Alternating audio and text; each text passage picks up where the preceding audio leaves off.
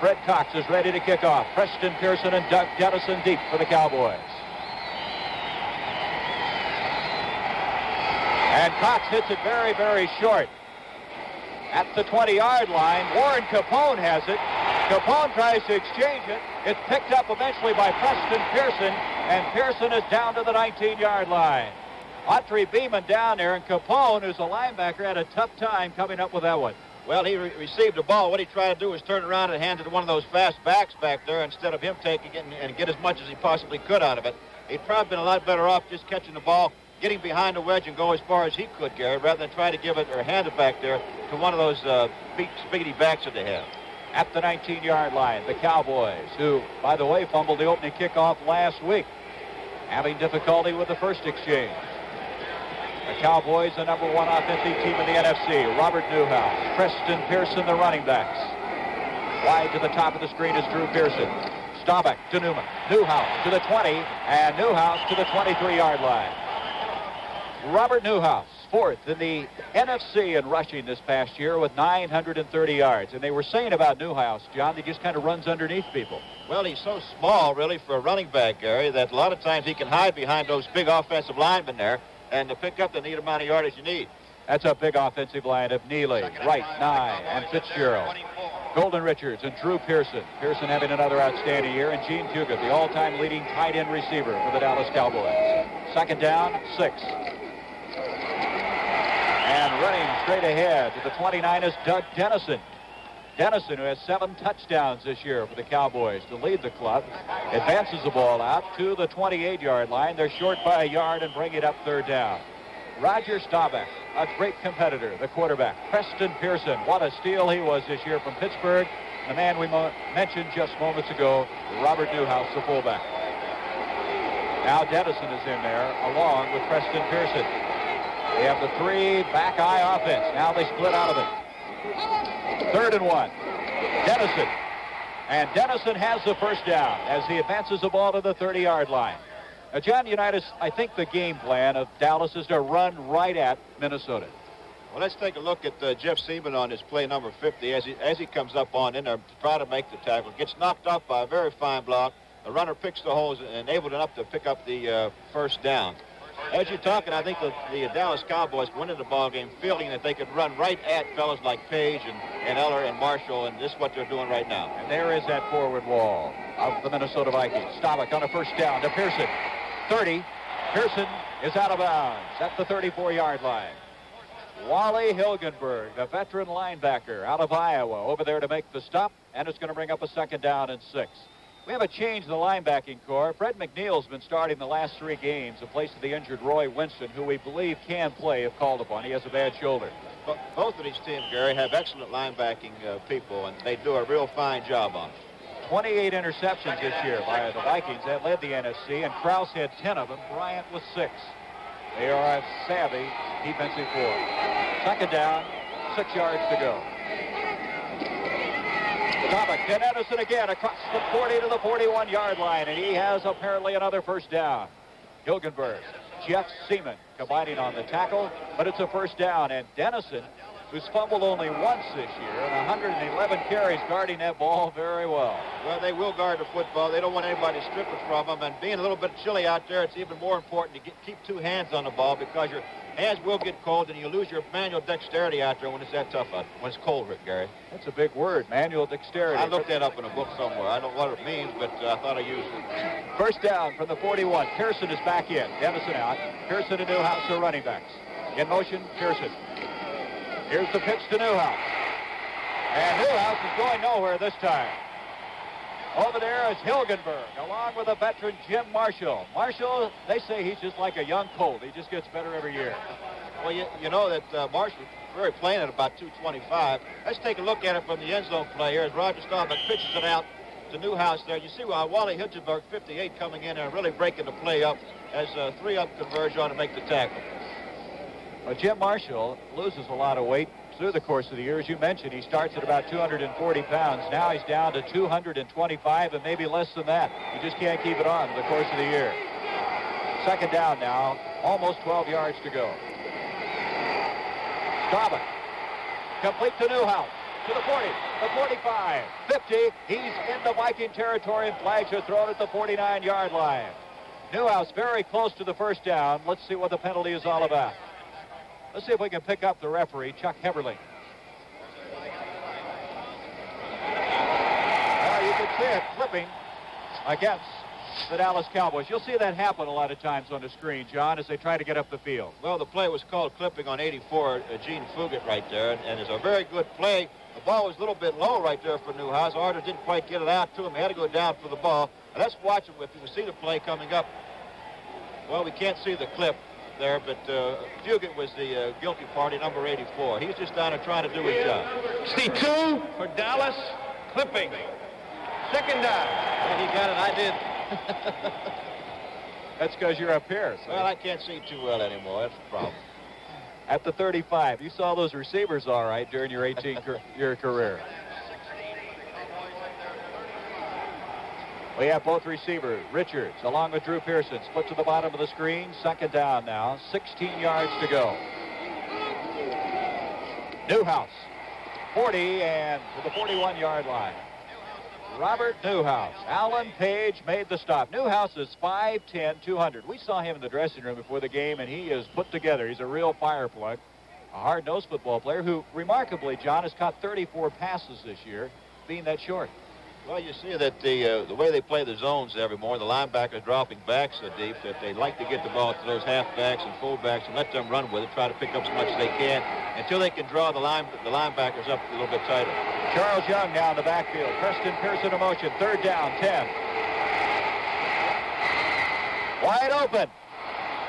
And Pearson is across the 40, all the way down to the 40-yard line of Minnesota. And Preston Pearson, who had 27 catches for the year coming in here, a career high for himself, really got open on that one. Yeah, you can see right there that the reason we just talked about is that the linebacker drop gets back so deep trying to help these outside halfbacks on his outside patterns that leaves that short stuff open for the halfback and fullback coming out of there.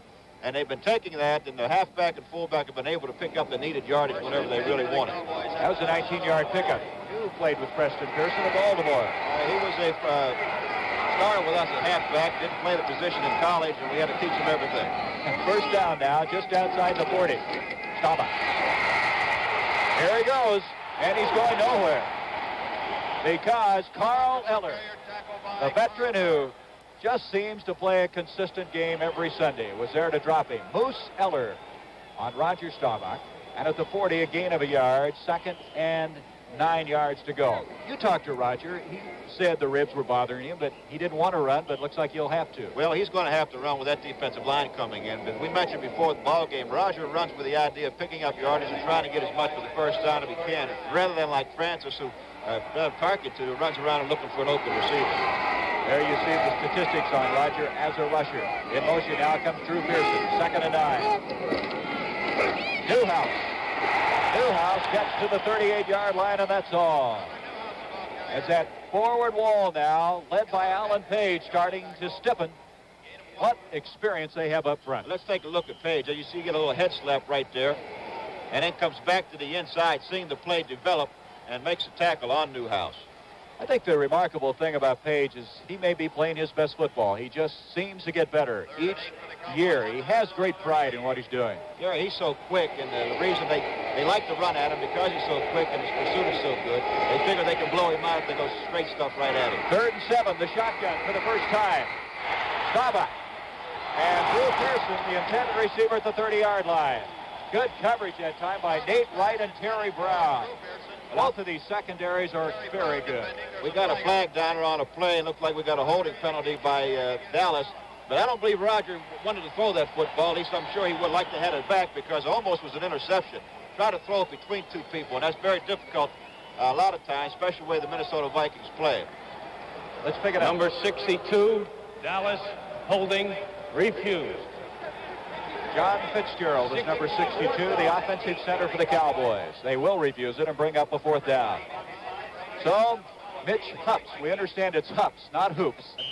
That's the way his mother wanted to pronounce. Number 9 will go back and kick. He's a rookie out of Arizona, an 8th-round draft choice. Sam McCullum, along with Bobby Bryant, the twin safeties for the Vikings.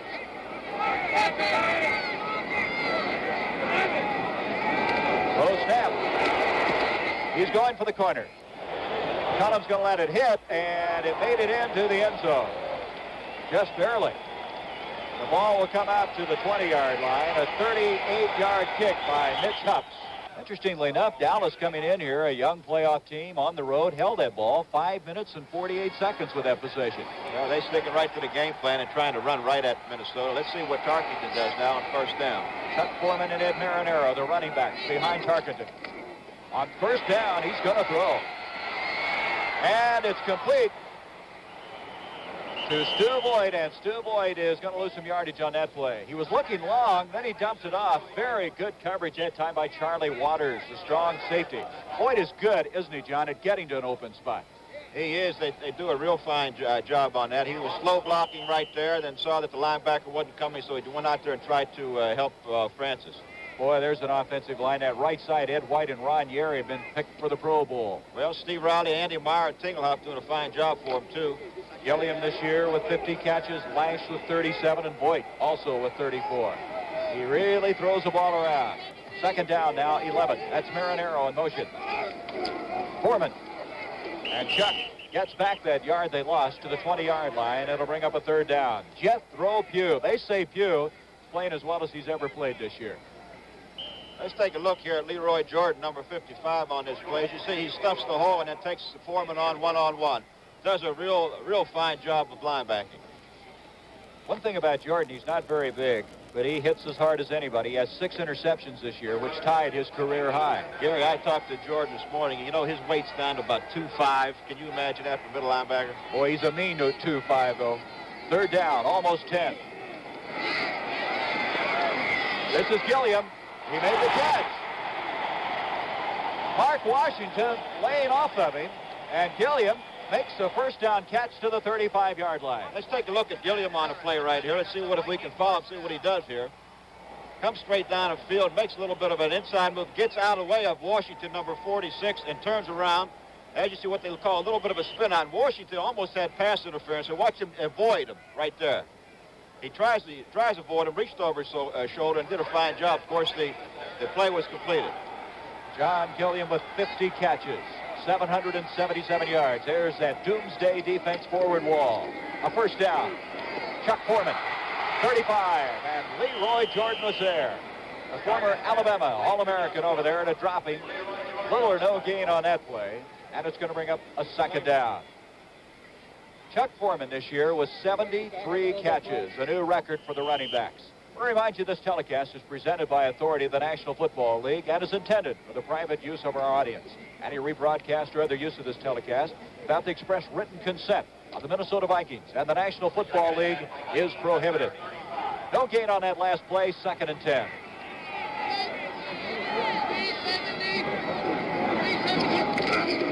Targeted, looking first to Lash. Now he's going deep to John Gilliam.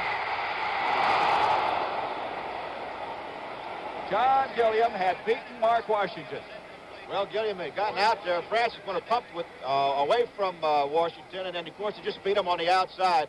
Was just a little bit overthrown, and if we could have seen Francis there, he was jumping up and down. He thought he had it. John, I think on that play you could bring up your experience. You talk about the backs watching the quarterback's eyes. Now, Tarkenton at that time looked first to Lash, trying to look off Washington, right? Right. What happens is that 9 out of 10 defensive backs, if you're not looking directly at them, they would have a tendency to relax and just kind of coast back there. And they're always taught, linebackers and defensive backs, to play the quarterback's eyes, figuring he can't throw the ball where he's not looking. But you always got to remember, if he gets enough time, he can come back to you, and that's what happens. The reason he got behind Mark Washington. Third down, 10 for the 35. And nobody's there. Little mix-up on that play, evidently, as Gilliam trying to cut in the ball behind him. Jethro Pugh put very good pressure on. Well, let's take a look at it if we can. You see that what happened was that Francis saw the man coming in, and he just tried to get rid of the football, hang it a little bit enough, and hope that the offensive back can get out to the ball, but unfortunately it wasn't. Let's take a look at it here. Got a little pressure, as you saw. Francis just threw the ball away. Fourth down. Coming in to kick us Neil Claypool. Fourth in the NFC with a 41.1 average. Beautiful spiraling kick. Harris at the 21. 25. Very fine coverage at time by the Minnesota Vikings, and particularly Joe Blaha, who got down to the 25-yard line. So there's no score with 6 minutes left in this first quarter. At the 26-yard line, a first down, a 44-yard kick by Neil Claiborne. Preston Pearson, Robert Newhouse are running backs. This is Newhouse, 30, 35-yard line. Robert Newhouse close to the first down. Wally Hilgenberg again making the tackle for the Minnesota Vikings. You look at that forward wall that Newhouse runs behind, and there shows you how effective he's been. And they are big. Look at Neely, 6'6", 260. Rayfield Wright, the same size, 6'6", 260. Burton Lawless, a rookie, 6'4", 250, to give you an idea. Well, just a quick opener up there. Very fine blocking by Blaine 9, 61, and Rayfield Wright, number 70. It opened a hole, and Newhouse just spurted right through to pick up the yardage. 9 yards to be exact, 2nd and 1. Ooh, Blaine 9. You can see he's upset. Well, he got his money's worth anyway. Well, now I just gave him a nice compliment. He went out there and blew one for it. What's wrong with him? Now, what would you say to an offensive guard that come back in the huddle if you were quarterbacking? You wouldn't say a thing, or? Would I look? I just kind of look at him. I think that would be enough. And give him the stare. Huh? Yeah, well, you got to. You know, it's ridiculous, especially on a situation like that. You know, you have to know the count. You can't go anywhere unless you know the count. Well, you see the 5-yard step off. It's going to bring up 2nd down now, and about 6 yards to go, just across the 30. Pearson, Newhouse, the running backs. There's Nye. He's a brilliant guy from Stanford. Excellent student there. Staubach on 2nd down. Newhouse. And there's where he could have used a couple of more inches. Hilgenberg defending on the play. Newhouse at 5'10", couldn't get up high enough for that one. Well, they had very good coverage. Nobody was open downfield. Of course, Roger just going to a safety valve out there. As you said, he was throwing the ball just a little bit high, and you'd rather have it that way than low where somebody could intercept it. Let's take a look at, we'll see that Newhouse is short, Gary, and a lot of times what really enables him to get through that hole because of his stature, he can, avoid those big guys coming in. At the 30-yard line, 3rd down, still 6. Now Charles Young in the backfield, along with Preston Pearson, as they go to the shotgun. Roger on 3rd down, broken up. Big rush that time by Alan Page and Carl Eller. Both of them coming through, and how many times have quarterbacks looked up and see number 88 and 81 bearing down on Well, them? it's not a happy occasion to look at it because when those guys come in with their hands up, it's almost like throwing from the bottom of a barrel, Gary. There's no way to get around over top of them. You have to go underneath their armpits. And that time they had a little bit of a delay out there with the wide receiver coming underneath the action coming from out of the backfield. But Hilgenberg was in pretty good position there, so maybe it's fortunate that the ball was blocked. Mitch Hups is going to kick this one for the 15-yard line. Sam McCullum is deep, the single safety for Minnesota. They kick short. Fair catch by McCullum. We have a flag thrown as we may have a roughing the kicker. Hoops went down at the 20-yard line. A fair catch by McCullum at the 40. Let's see if we can pick up what happened on this punt. Let's take a look at it here. Mitch Hoops is back there getting ready to punt. Hits the ball, and number 21 gets his foot. Really wasn't that fragrant. Joe Blaha hit him, and it really wasn't that flagrant, but when you get hit like that, you've got to act the part. He could have probably got an Academy Award on that, a la Sarah Bernhardt. Did a fine job, and the Dallas Cowboys have the ball on offense again. Number 21, Minnesota, running into the kicker. First down. Well, you hear it, and let's look at it again. There's 21, Joe Blaha coming in there. Bingo, he got a pretty good piece of it. Blaha blocked a punt earlier this year against the New York Jets. He almost got another one, but instead the kicker. Pearson, Newhouse, the running backs on the first down. Pearson. And Pearson to the 36, and that's all. Fred McNeil. This McNeil is an interesting story. He ran the high hurdles at 14-4 one time. His brother Rod plays with the New Orleans Saints, and he has played very well. Relief of Roy Winston, who's missed the last 3 games with a severe shoulder injury. We understand, though, that they think Winston could be used. It'll be the first time in those 3 weeks. The interesting thing about these linebackers, Gary, really is, even for their size, 230, 235, they've got as much speed as a lot of those backs coming out of the backfield. 2nd down now, 9 yards to go. Newhouse, the ball is jarred loose. Who's got it? Looks like Bobby Bryant. Nope. Further up the field to 28, and I believe Blaine Nye has come up with it, the offensive guard. Roger Staubach diving in. You worry about a quarterback going after a ball like that, but he comes up all right. Dallas maintains possession. Let's take a look at it right here. It looks like there's a little bit of a mix on the handoff right there. You see Jeff Seaman going for the football. Wally Hilgenberg is there. Blaine Nye jumped on it, as you saw. Very good recovery for him. Right there, you see the mix-up. Alan Page had beat his man inside is what really caused the fumble, and got on to Newhouse real quick. You wonder how he could get there that quickly. 3rd and 17 after the loss. So Blaine Nye makes up for that offside play, recovering a fumble. Preston Pearson, 30, and Pearson to the 34-yard line. Carl Eller and Alan Page again on the stop. That's the kind of runner Pearson is, isn't he? He won't run over anybody. He kind of picks and weaves his way. He's a picker. He's a guy who has a real long stride once he gets out on the field. He looks like a big antelope, really, when he starts to get going, and he can really pick the spots. As we mentioned earlier, he started out with Baltimore, and actually we drafted him as a defensive back and then made a halfback out of him because of his speed and good hands. 4th down, still 11, and Mitch Humps will kick again from the 20-yard line. McCullum is deep. The short man is Bobby Bryant. McCullum, 35, and he's going to be wrestled out at the 37-yard line. Good coverage that time again by the Vikings. Lying down there. The hang time on that last kick was 4 seconds. We have Bill Gregory, and now the defensive tackle for the Cowboys. This is Chuck Foreman. And Foreman gets 2 yards to the 39. Harvey Martin. Chuck Foreman gets off the ball so quickly. Let's watch him fire off the mark. Take a look at it. A little bit of an open step right there. Coming back on the inside, following his offensive halfback who goes through the hole. The play is made by Charlie Waters and Harvey Martin, number 79. The thing they say about Foreman, John, is he can get the inside yards and also has the speed to go outside. A great combination. 2nd down, 8 yards to go. Foreman again. And Foreman to the 45-yard line. Chuck Foreman, the first 1,000-yard rusher in the history of the Vikings. Good block that time from Tinglehoff and Bud Grant.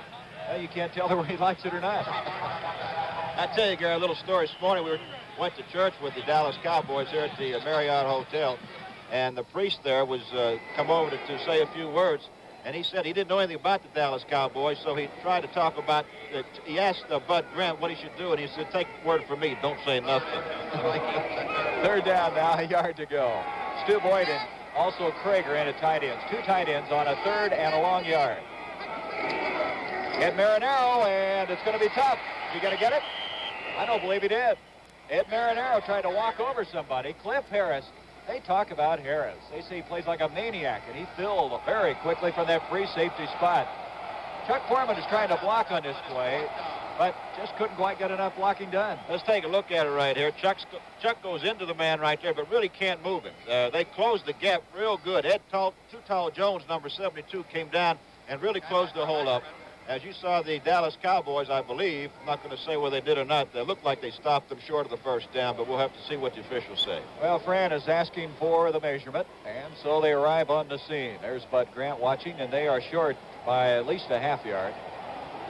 So to bring up 4th down. It's awfully early, isn't it, to start gambling? Well, so far, it's been a defensive football game. The defensive lines have played well against one another, against the offensive lines, and really are doing a bang-up job here. I don't think anybody's surprised that these 2 teams would be flying around, and they are. They're coming after each other a little bit. Golden Richards will go back along with Cliff Harris as the twin safeties. Neil Claybowl will be kicking. 2 minutes, 5 seconds left to the 1st quarter. No score in this NFC battle. No rush at all, and a beautiful spiraling kick. Where's he going to go out of bounds? Well, he didn't get the angle he wanted. It's going to come back up the field. It was an excellent kick, but he angled it too far to the right. And they're going to bring it out to the 25-yard line. I want to remind you, a big fight coming up on January 10th. Heavyweight champion or heavyweight fighter Ken Norton against Pedro Loville. And understand the winner of that fight goes against Muhammad Ali. Well, I'll tell you, Kenny Norton's won 33 out of the last 36. And if he's going against Ali, he can have all he wants. 15 knockouts by Loville. Have you ever had a fight with anybody besides Dave Fox? On my wife occasionally, that's about it. All right. That'll be a good one. Norton against Loville. 1st down now from the 22-yard line. Preston Pearson brings it out to the 30. Both teams trying to test the inside, and Pearson that time dropped just short of the 30-yard line by Jeff Seaman, the little linebacker. Pearson came in here with 509 yards rushing. He caught 27 passes, and he was cut by the Pittsburgh Steelers in the final week of the season. What an acquisition he was for Dallas. Second down, 4.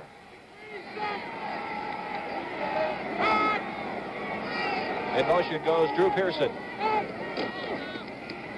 Off to Newhouse, and as he straightened out, Robert Newhouse picked up and slammed down by Alan Page. And Alan Page, he can be awesome. Well, I'll tell you, Gary, what that was really was a sort of a sucker-type play. Alan Page, however, did not fall for it. I think they had a little bit of an outside slant on it.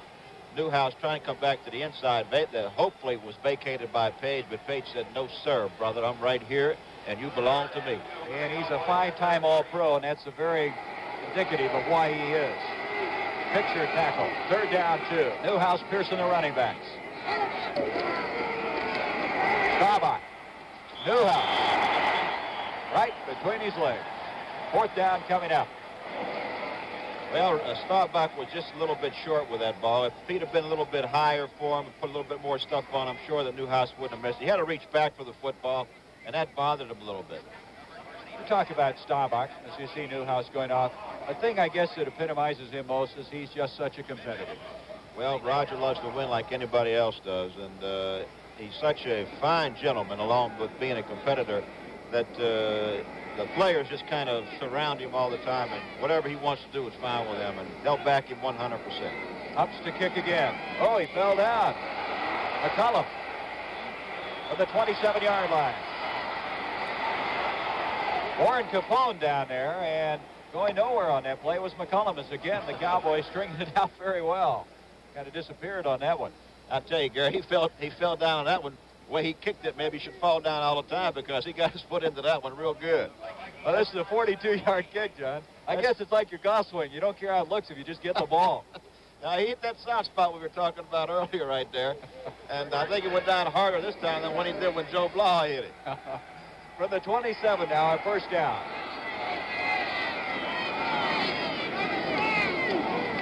And Tarkenton. Almost intercepted by Harris. Stu Voigt, the intended receiver at the 35, and Cliff Harris has 3 interceptions this year, almost had another one. He just roams all over. Let's take a look at it from the end zone camera. Harris Tarkenton comes back and fakes a little bit to Marinero 49, rolls back to his left to pick up some added protection, sees Voigt, but does not see Harris come in for the ball.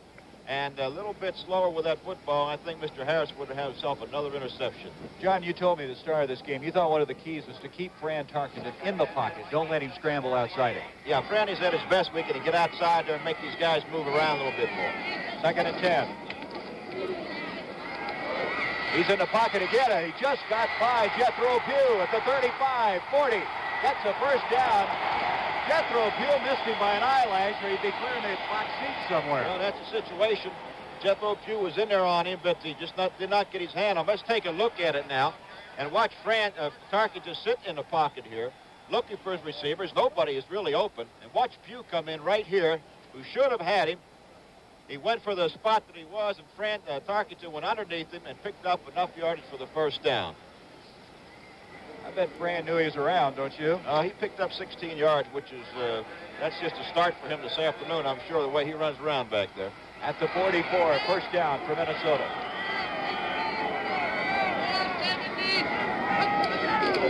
Chuck Foreman, and Foreman gets to the 45, just across it. Harvey Martin making the tackle. Harvey Martin is an interesting story. Jethro Pugh says he's just too mean. So they call him too mean. He says, I'm scared of him. That's the end of the first quarter. Second down now, 9 yards to go from the 45 as we start the second quarter. Tarkenton is going deep to Gilliam. And at the last second, Mark Washington reached in. I'll tell you, Gary, he had him beat all the way. He got inside on Mark Washington, 46, but he did get a hand in the ball. The ball was just a little bit short. Let's take a look at it. Tarkenton is dropping back in the pocket, lofts the ball up there real good. Mark Washington does get a hand in it and makes a touchdown-saving play.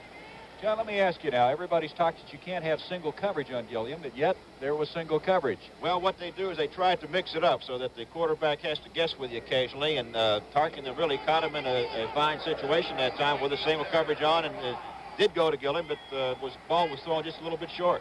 Third down, 9 from the 45. Marinero in motion. Brand going to Lash, and Lash has got it. Now Renfro there on him, and he won't go down. Jim Lash, your former Northwestern standout, a third-year man, has a first down to the Dallas 40-yard line. Good timing on that throw by Tarkenton to Lash, because Lash was coming back to the inside. Tarkenton had the ball on the way and was just a hair a little bit later, and Renfro would have knocked it down. A real good timing by Tarkenton to Lash. One reason they think this is the best Viking team is the improvement of Lash. He's helped them. They think he may be one of the best blocking receivers in the NFL. First down at the 40. Got Gilliam again. And Washington back with him. And Mark Washington's got a long afternoon trying to stay with number 42. Well, Francis tried to force that one back in there. Tarkenton, I can't get out of the habit of calling him Francis, and maybe someone doesn't know who he is. But he's Tarkenton. Let's take a look at Gilliam running the pattern here. He's going back to the inside. Mark Washington had pretty good position on him. Tarkenton did throw the ball back to the outside. He may have been supposed to come back out there. We don't know. We're not in his shoes or in the huddle, are we? So Mark Washington had 4 interceptions during the regular season. Had his work cut out for him. He picks up Gilliam again. It's a 2nd and 10 for the 40. Chuck Foreman. Boy, he just disappeared on that one. As Foreman trying to move forward, then eventually makes it to the 37, Dave Edwards. Dave Edwards, one of those veterans for the Cowboys. He always plays well in the big games. He's been a very big game performer for him. Well, he's been a steady performer for him all the time he's been there, Gary. They are blessed with some real good defensive linebackers. And so far, the Dallas Cowboys defensive line is kind of handling the offensive line of the Minnesota Vikings, and they haven't really gained that much yardage on the ground. 3rd and 7, some changes defensively for the Cowboys. Tarkenton back again. Gilliam at the 25-yard line. Nope, he did not have both feet in bounds. Gilliam did not get both feet in. Well, he made the catch, but he bobbled the ball as his one leg went out, and that is an incomplete pass. If he kept both feet in, it'd have been all right. Let's take a look at Tarkenton here. As the rush is put on him, you see 75 Pugh coming in. There's the throw. Let's watch the catch, and then watch his left leg.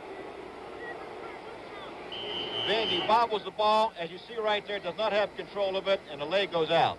There's a case again of the officials calling that one exactly right, and it brings up a 4th down. The way these guys can move up and down the field, it's tough to be in position, but the official was on that play. And so now, Neil Claybo at the 13:26 mark of the 2nd quarter will kick. There's no score here. Twin safety's back now for the Dallas Cowboys.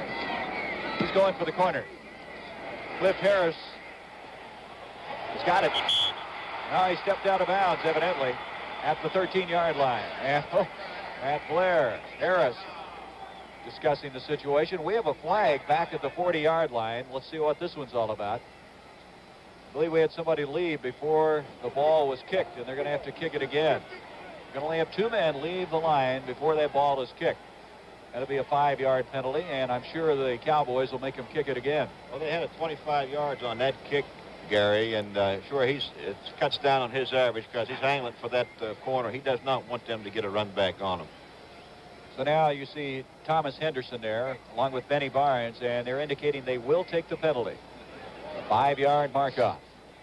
So Claybo will have to kick again. Claybo really has been an outstanding kicker. They were talking about the fact he hadn't had 2 kicks blocked this year. He would have won the punting title.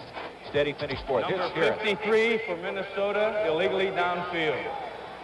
53 for the Minnesota Vikings. That's Mick Tingelhoff. I don't know what he's doing down there. He's too old to be getting down there that quick. So he'll try it again. Claybo this time from his own 43. Again, he goes for the corner. This one's a high one. Harris is back. Oh, he almost got hit by it. And it looks like a Cowboy touched it. Fred McNeil picked it up. They're going to rule it down at the 4-yard line. We'll have to look at that one again. Right over there in a hurry on that play was Pat Donovan, it looked like. And then McNeil picked it up, but I believe Donovan might have touched it. And that's what it's going to be. They ruled it down to 4. Let's see if we can see Donovan 67. Well, I didn't see it there, Gary. I don't know. That's what it is. That's Donovan. what it is. Donovan goes after the football. It's a bad play on Donovan's part. Bad play on Donovan's part. If the ball rolling around like that, you just leave it go. Get away from it. That's the first break of the ball game. Minnesota's there for the score. Or attempt to score. From the 4-yard line, a 1st and goal now for Minnesota. A give to Foreman. Foreman hit as Leroy Jordan was there. Jordan played remarkable football this year. There's been some talk it might be his last year. A gain on that play of about a yard to the 3-yard line. It'll be 2nd and goal there. Let's look at that play again by Pat Donovan, a rookie from Stanford who touched the ball with his left hand. Well, there's something you don't want to do, Gary. I'm surprised that he did that. Maybe he thought it was a free ball or what. But you don't want to fall on that football at all. John, there might be some of that playoff tension. 2nd and goal at the 3. Tarkenton going to try to carry it in. And he's a yard short. Fran just on a quarterback rollout that time. And I saw you shaking your head, John. You don't like to see those quarterbacks get hit. I think that's kind of a last resort type of thing. I would rather give it to that fullback or that halfback. Leroy Jordan makes the play here, as you see. Chuck Foreman trying to throw the block. And Jordan comes in, and 43, Cliff Harris, really makes the stop at the 2-yard line. We have a 3rd and goal now at the 1. Trying to drive in, and in for the touchdown. The Vikings fighting in. Chuck Foreman able to bring it in. And they take a 6-0 lead as Foreman, who had 22 touchdowns in the regular season of play, gets the first here this afternoon. That's the guy you want to give it to right there, Foreman or Marinaro. Just get behind that good offensive line and blow them out or get up over the top, whichever way you can. And that's a gift right there. Merry Christmas, I would say, from the Dallas Cowboys. That's a tough play. So at the 11:49 mark, the first score as Fred Cox will attempt the point after. He's missed 2 this year. He's 46 of 48. Kraus to hole. Cox hits it, and the Minnesota Vikings have taken a 7-0 lead. Fred Cox to kick off. Dennison back deep along with Preston Pearson. Pearson's going to take it to the 20. 25, 30, and he brings it out to the 33, and a flag thrown. We may have a tackling by face mask on that play. Pearson almost broke that one up the middle. Well, the wedge came right real good and blocked the middle part of the line. Let's take it here as Preston Pearson picks it off. Watch the blocking form up front as Pearson just runs straight ahead. Sees the hole, tries to make the cut. Blaha got a hand on him, and then the other 2 men came down and made the tackle. That's what it is, too, John. It's tackling by face mask. Pete Athos, number 45, on the tackle. That moves the ball out to the 40-yard line, so the Cowboys have excellent field position. 11 and a half minutes left in this first half.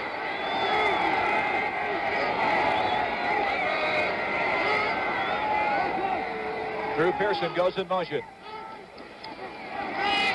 Roger Staubach wants to throw. Newhouse, 45, 50. He's got the first down. Boy, he took off, didn't he?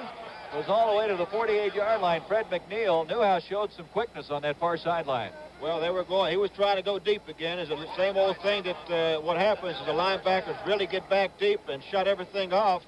Helping out, as you notice. And he just goes right to Newhouse right there. And let's watch the quick start that Newhouse has, enough to pick up the first down. They compare him to Don Nottingham, except they feel he's a little more shifty. At the 47, there's Roger delivering the ball. Those guys with purple shirts around him all the time. Pearson in motion. On a first down, Dennison. And Dennison is greeted rather roughly as he gets across the 45 to the 44. Doug Sutherland made the stop. John, I think we've talked about that forward wall. There's Roger Staubach. When Sutherland came in, replacing Gary Larson last year, they got a new look in that forward wall. Well, it gives them a different look because Sutherland puts enough pressure on from the inside as far as rushing the passer is concerned. It's a great asset to him where Whereas the other fellow was kind of just play it soft, look for the draws and the screens and the lay type up the middle and let the other three rush. But now they got 4 good rushes on that defensive line. Second down now, 7. Preston Pearson in motion. Newhouse to the 40. Newhouse inside the 40-yard line. Jeff Seaman, first to greet him. Robert Newhouse. What a year he's had. At 108 yards last week. His best day of the year. Only one other fullback in Dallas history has gone over 900 yards. That was Don Perkins, who had 945. There's been 2 years that a running back for Dallas has gone over 1,000 yards, and Calvin Hill did that both years, 72 and 73. Third down, a long 2. Dennison's got the first down.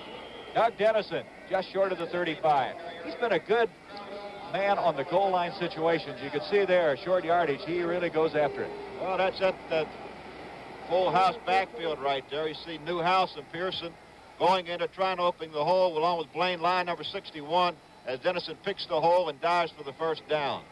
Very fine blocking by the 2 backs. Doug Dennison, 111 carries and 1 fumble, which is pretty interesting. Well, he was a free agent out of Kutztown State in 1974. On first down, Roger. Staubach back to throw. Look out. Carl Eller closes in. Carl Eller drops him at the 38-yard line. Doug Sutherland was the guy that was forcing it up the middle, and Eller finished it off. Well, that's what happens. 69 Sutherland, as you see, takes an inside rush, coming in there, leading Blaine Nye, and really causes Staubach to come back up to the inside. Let's take a good look at it right here. Staubach has to move to his right and then back up inside off of Rayfield Wright's block, and Carl Eller gets a hand on him. That's the importance of that inside rush, Gary. If you can control the outside guys and get that inside rush, it forces you up into the inside, and you're really in trouble with that situation. Second down now, 12 yards to go. 9-12 left in this first half. Dennison in motion. Staubach. Complete. And with the catches, Gene Fugit. Fugit, who had 38 catches this year, playing a wide receiver the first 5 games, and moved to tight end. Fred McNeil runs him out, and it's going to bring up third down and still 4 yards to go. Well, Fugit has really done a fine job. Last year, as you mentioned, he played outside receiver when Billy Joe Dupree was in there and having a good season. And then this year, Dupree was not doing too well during the first part of the year, and they moved Fugit back to the inside, and he's done an excellent job for the Dallas Cowboys. 4th-year man out of Amherst. Last year he caught 9 passes. This year 38 to show you the remarkable improvement. 3rd and 4 from the 30. From the shotgun. Staubach having to run, and Eller's there again. Carl Eller again coming in to make the stop. And Eller said in the papers this week he feels this is the year for the Vikings, that they're going to win it all, and he's playing like a Pro Bowl or a Super Bowl. Well, let's take a look at Eller. Rayfield Wright blocking on him, moves him back to the outside, which is what you want to do. Again, the pressure coming up from the inside causes Roger to step back to the outside and then go up inside. Actually, Eller was really taking care of the outside. The pressure came from the inside to really force him. And when that happens, you are in some bad trouble unless you can get by him real quickly. You're in hot water. This will be a 49-yard field goal attempt by Tony Fritsch. Fritsch has hit 22 of 35. Tony Fritsch. And it is no good. Tony Fritsch, wide to the left. Talk about a class guy, Tom Landry. 1st and 10 for the Vikings. He has done quite a job, and his compatriot, his counterpart, Bug Grant on the other side. 2 excellent coaches of this game. Here's Chuck Foreman. Foreman goes nowhere. Foreman hit that time by Leroy Jordan, and Jordan playing very well in this first half of play, and I'm sure that doesn't surprise you, John. He seems to get up a little more for games like this one. I don't remember any time that I've ever seen Leroy Jordan as small as he is.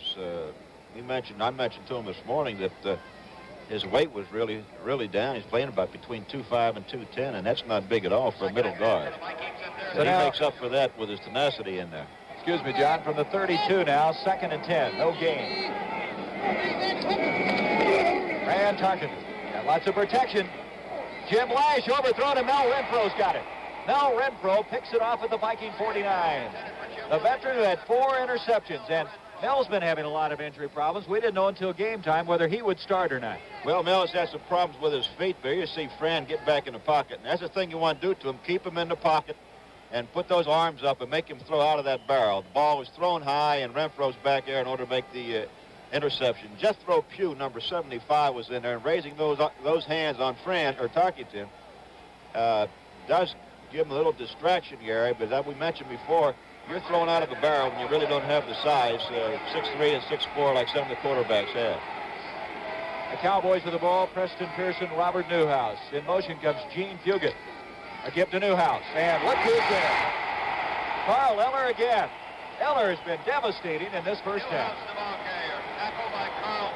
Well, in all due credit to Eller, he's playing a fine job. Let's watch it right here. Rayfield Wright goes after him and goes down on the legs, trying to get Eller cut down, and Eller just kind of stepped over top of him.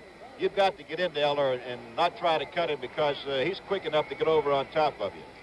The job that the 2 interior linemen, Doug Sutherland and Alan Page, have been doing on Staubach as far as pressuring him is the thing that has been enabling Carl Eller to make the tackle. Some interesting matchups in that forward wall. Burton Lawless trying to block Alan Page, a young rookie from Florida. He's work cut out for him. 2nd and 13. Complete. Golden Richard makes the catch to the 46-yard line. You can see the snow on the sideline. It gives you an indication how effective they've been in getting this field ready to play. Take a look at it from behind Staubach. I think he was a little bit slow on his timing right here. Richards was open, and as you see, Richards is wide open, and Roger really comes to him a little bit late. Terry Brown, number 24, on the tackle. And we saw that Richards made one of those catches against the Redskins. Mike Bass hit him one time and knocked him loose of the tackle, and he went about 40 or 50 yards for the touchdown in their ball game. That might have been the play of the year for the Cowboys. 3rd down, 7. Shotgun again for Staubach.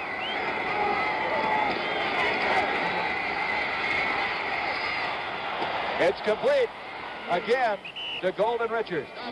And Paul Krause, the free safety there, but it's a first down all the way inside the 35 to the 34-yard line of Minnesota. Rogers getting time to throw the ball. There's 2 big plays that time. They had a game on the Minnesota Vikings team with the Page going to the outside, Marshall coming back to the inside, which was picked up very good by the Dallas Cowboys, giving Roger enough time to sit back in there and throw. 13-yard pickup. Staubach now has hit 6 of 10 for 71 yards. A first down at the 34 of Minnesota.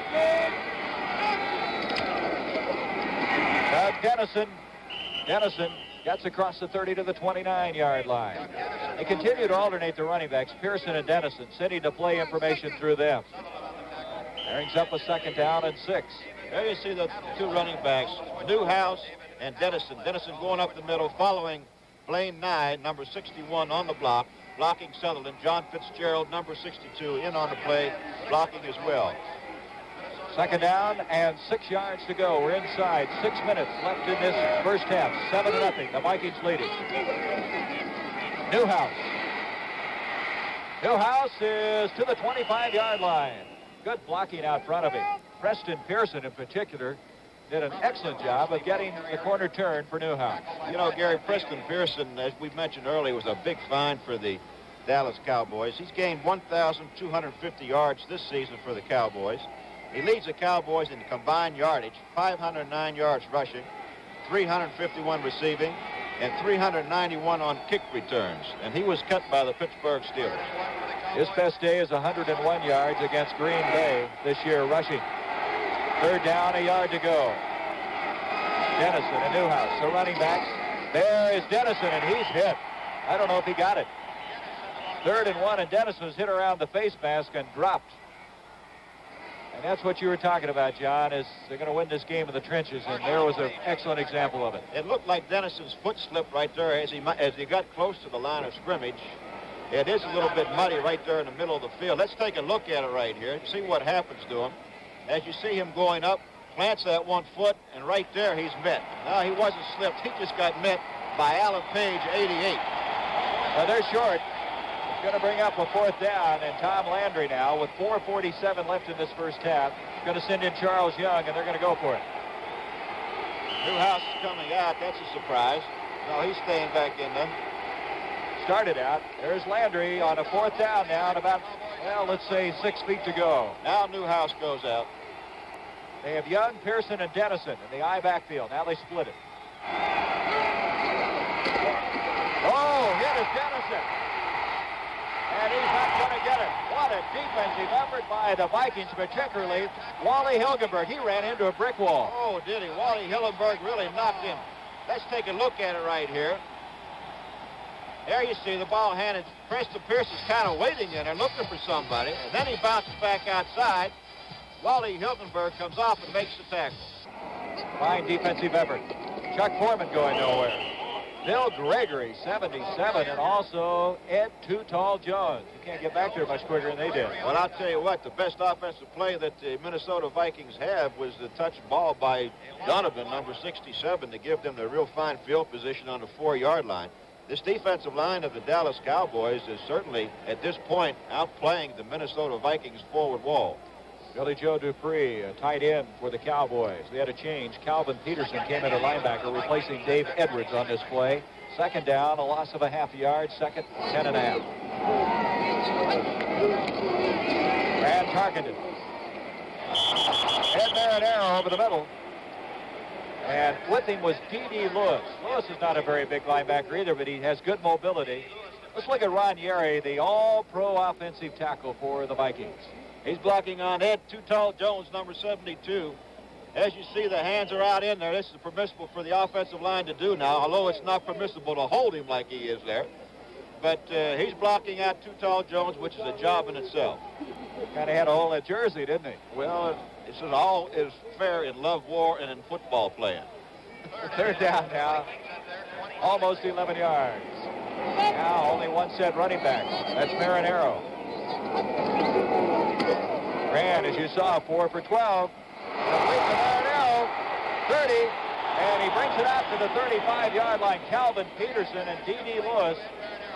Looks like he's short of that first down. D.D. Lewis cut him down. Marinaro, the only running back, just kind of running to an open spot that time, and he dumped it off to him. Well, I tell you, number 50 of the Cowboys, D.D. Lewis, had great position on him. The ball was thrown to Marinaro, and as he made the reception, D.D. Lewis slipped down and fell. The reason that he made so much yardage on the play, otherwise I'm sure it would have been short of the first down. Maybe it is still, but he would not have picked up that much yardage. Ed Marinaro this year had 54 catches, 3rd best in the NFC. He and Foreman represented the first time any 2 running backs on one team caught over 50 passes each. Let's take a look at the play there, Gary, and see if we can see D.D. Lewis going across. There we see Jethro Pugh coming inside. Just throws right there. As you see D.D. Lewis right there falling down. Otherwise, he'd have had it back at maybe the 20, 21-yard line. Calvin Peterson, number 58, comes in and makes the tackle for the Dallas Cowboys. So it's a 4th down. Playboy will kick from the 21-yard line. 7-0. The Vikings lead. 3:21 left in the first half. That's a low kick. Richards gets away from it.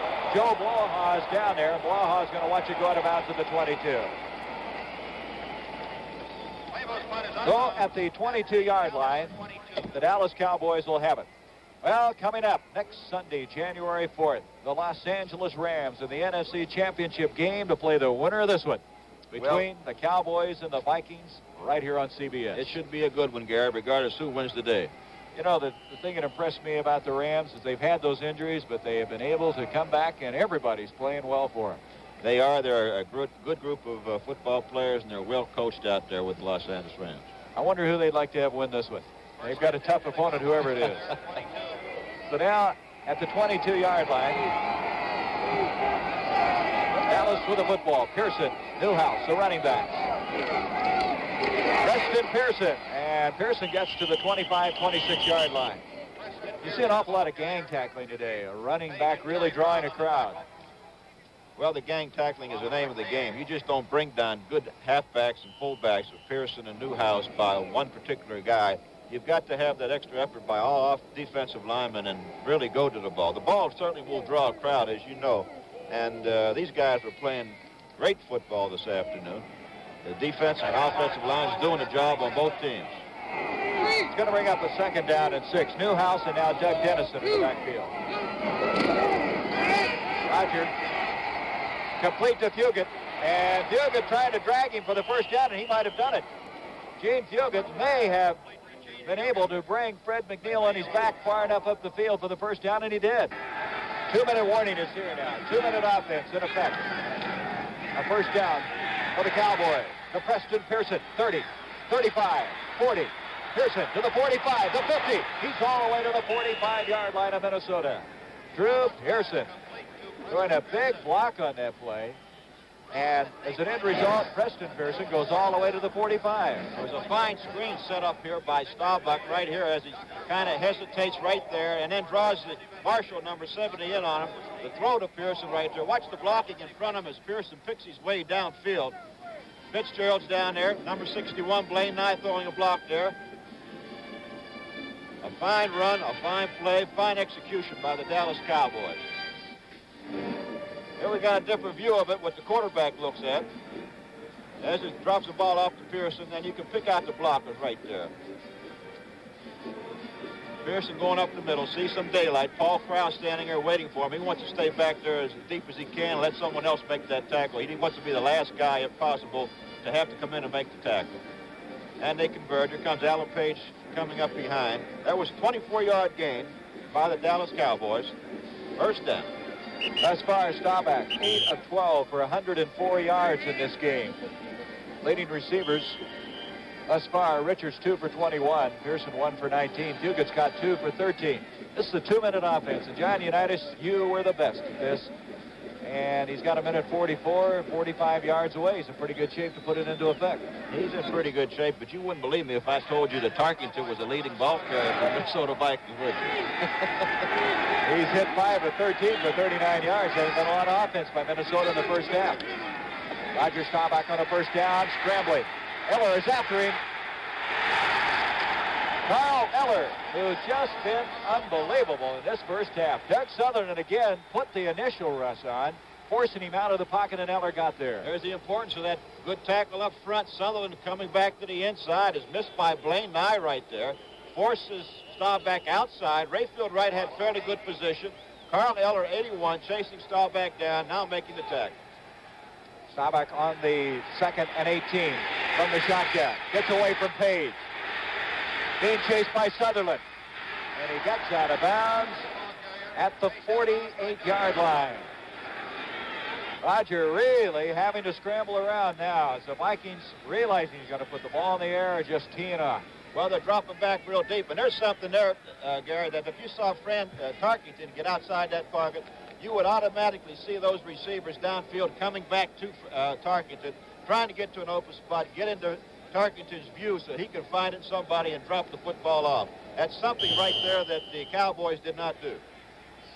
Roger Staubach this year set a Dallas Cowboy record for completions, completing 198, breaking his old record of 190 set last year. He was 139 yards short of the club record for passing yardage, and he didn't play last week. Newhouse, Pearson, the running back. 3rd down, 18. Oh, mishandled snap. Up the field, and trying to come over to Drew Pearson. He did not. He was out of bounds. Roger having a tough time on that snap from center. Well, the snap was a little bit high into his right there on that one, and let's take a look at it right there. You see it was going out back to his outside. Roger did not have both feet firmly planted on the ground when he had to take it. He's moving to the right now, looking for his outside receiver. Ball's thrown a little bit to the outside. Look at it from the end zone. Snap from there. You see how it went outside of him on the right-hand side. He wasn't really ready for that. He just expected directly straight back at him. There's Sam McCullum going back for this punt for Mitch Hups. The Vikings have won their last three playoff games here. They were unbeaten in the regular season here, 7-0. They've been tough at all. Hups just got that one away. McCullum, fair catch. At the 19-yard line now, the Vikings with 1:08 left. And a 7-0 lead. Well, let's see what Tarkin does here. Were they going to be satisfied with the 7 points and try to grind it out, or they want to get down there try to get down there for a field goal. They had a 35-yard punt on that one. And McCullum caught that one. Looked like Willie Mays out there in center field with that basket catch. He wasn't going to miss that. Well, Fran has hit 5 of 13 for 39 yards and 1 interception. As the Vikings scoring on a big break in this game. A ball that they pounced on at the 4-yard line and then took it in 3 plays. That's the difference. Chuck Foreman to the 21. Pickup of 2. Jethro Pugh. You know, Pugh, they say, is in the best condition of his life, like the Rock of Gibraltar, maybe having his best year, an 11th-year man from Elizabeth City State.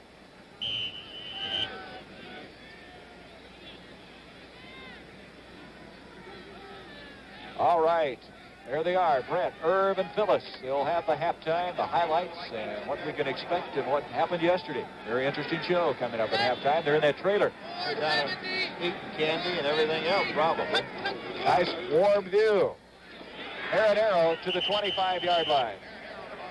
Harvey Martin makes the stop, and it's going to bring up a 3rd down and still 3 yards to go. So with 18 seconds, the Vikings are just going to kill the remaining time. Vikings with a 7-0 lead, scoring on a 1-yard smash by Chuck Foreman after Pat Donovan touched a punt, setting the ball up at the 4-yard line when Fred McNeil fell on it. And that's how it stands right now. So there's the end of the first half of play from Metropolitan Stadium. The Vikings leading the Dallas Cowboys 7-0. All right, we're ready to go in the second half. 7-0. The Vikings are leading. There's Bud Grant, who'd like to get his team into the NFC Championship playoffs a week from today. That game, of course, will be broadcast starting at 3:30 Eastern Time right here on CBS. Brent McClanahan, Sam McCullum are back deep. 7-0. The Vikings, who have won their last 3 playoff games here at the Metropolitan Stadium. A run up by Tony Fritsch. And it's a squibber. Dave Osborne is over there, and Osborne falls on it at the 25-yard line. Dave Osborne getting on the ball. He was sure he had it that time before he tried to run with it. Oh, Ozzy's been around a long time. He knows all the ins and outs. He's not going to take any chances trying to pick the ball up and run with it before he's got it. Number 42, Randy Hughes, was down there for the Dallas Cowboys to make the tackle.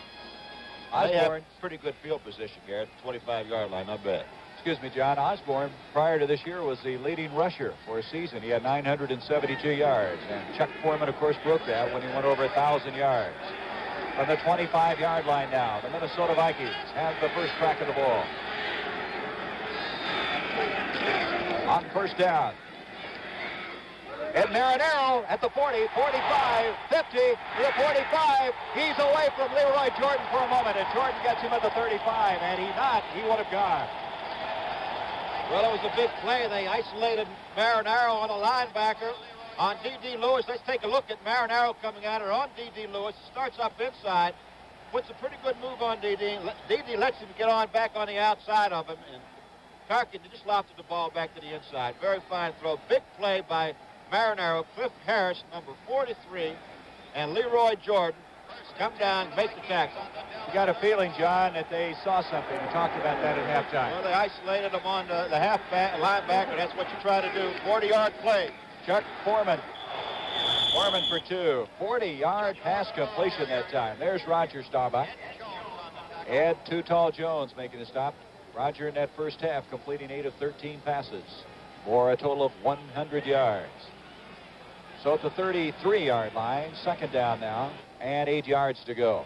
Marinero in one game caught 11 passes. That was against San Diego, which is a Viking record. Dave Edwards comes out. Calvin Peterson replaces him at linebacker. Targeted to Foreman. Foreman to the 30. He's going to get another yard or two before Ed Jones drags him down at the 28-yard line. Ed Jones, 6'9", 260 pounds. There's a play to Foreman, and Marinero gets a good block. Watch Foreman's legs continue to go and drag number 72, Ed Too Tall Jones, with him. Gary, we've had a lot of calls on the switchboard about that fumbled punt, or they say fumbled punt. Want to know why the 5-yard rule was not invoked as part of a fair catch. It was just something that was missed.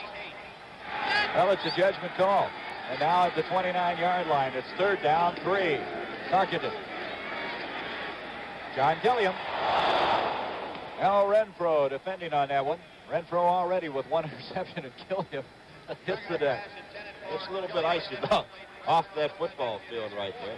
Look at Gilliam certainly has Renfro beat right there. The ball is a little bit overthrown by Tarkenton. John Gilliam. And we have Fred Cox coming in for the field goal try. Well, Cox this year now hasn't missed inside the 40-yard line. And this is going to be a 45-yard field goal attempt. So it's a little outside where he's been automatic.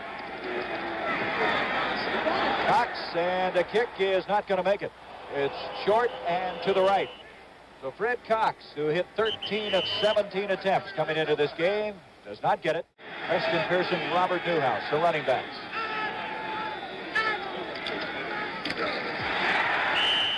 Little or nothing as Jim Marshall right on top of Preston Pearson to the 31, a gain of 2, 2nd and 8. As running right up the middle has been the game plan of Dallas, they've had some effect. You know, you talk about the Alan Page and why they like to run at him. One reason is he's such a good pursuit tackler. They think that takes that phase of his game away. Well, he's so quick, Gary, and the big thing, he's not what you'd call, 260, 265 tackle. He's so quick, and the guys can blow him off. They can get into him real quick and get him off that ball. He plays off the ball a little bit so he can read quite a bit. 2nd down, 8 from the 31. In motion goes Doug Dennison. Looks like a mishandled snap again, and Staubach's in trouble. Oh, the 35-yard line, running for his life. Jeff Seaman, Wally Hilgenberg there. John, it looked like he didn't get that exchange from John Fitzgerald. He did not get a clean exchange right here, Gary. Let's take a look at it. As you see, it hits his hand, then he drops and finally gains control of the football, and then gets out of the way of Doug Sutherland, 69, who's coming in there. Blaine 9 knocking him down. Now he's looking for a place to either to fall or to run to. And 58 and Jeff Seaman and Wally Hilgenberg come up and make the tackle on him. That's a lonely feeling, I would imagine. Well, something you can't have happen to you. That's all there is to it. 3rd and 3 from the 35. Play action by Staubach. Look out, here's Eller. He completes it to Preston Pearson, and Pearson has a first down, but Staubach paid for that one. Carl Eller hitting. And I think we got a flag on the play after the Staubach was down right there, Gary, although I don't know. And I don't know whether that ball was tipped or not. Did you see like it was tipped? It looked like it was tipped to me. Well, let's look at it and see. We're going to have it coming up. Going to have a 15-yarder coming up now against the Minnesota Vikings all the way to the 37. Let's hear what it is all about.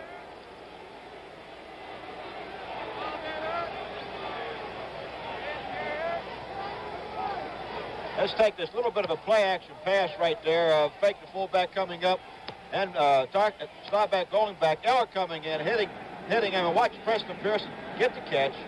He's hit right there, and he's down. And here comes Hilgenberg, who I guess the play is against right there. Personal foul. That's what it is. 15 yards. Moves it to the 37. We think maybe that Alan Page did tip that ball, as you mentioned. Gene Fugit in motion. A first down.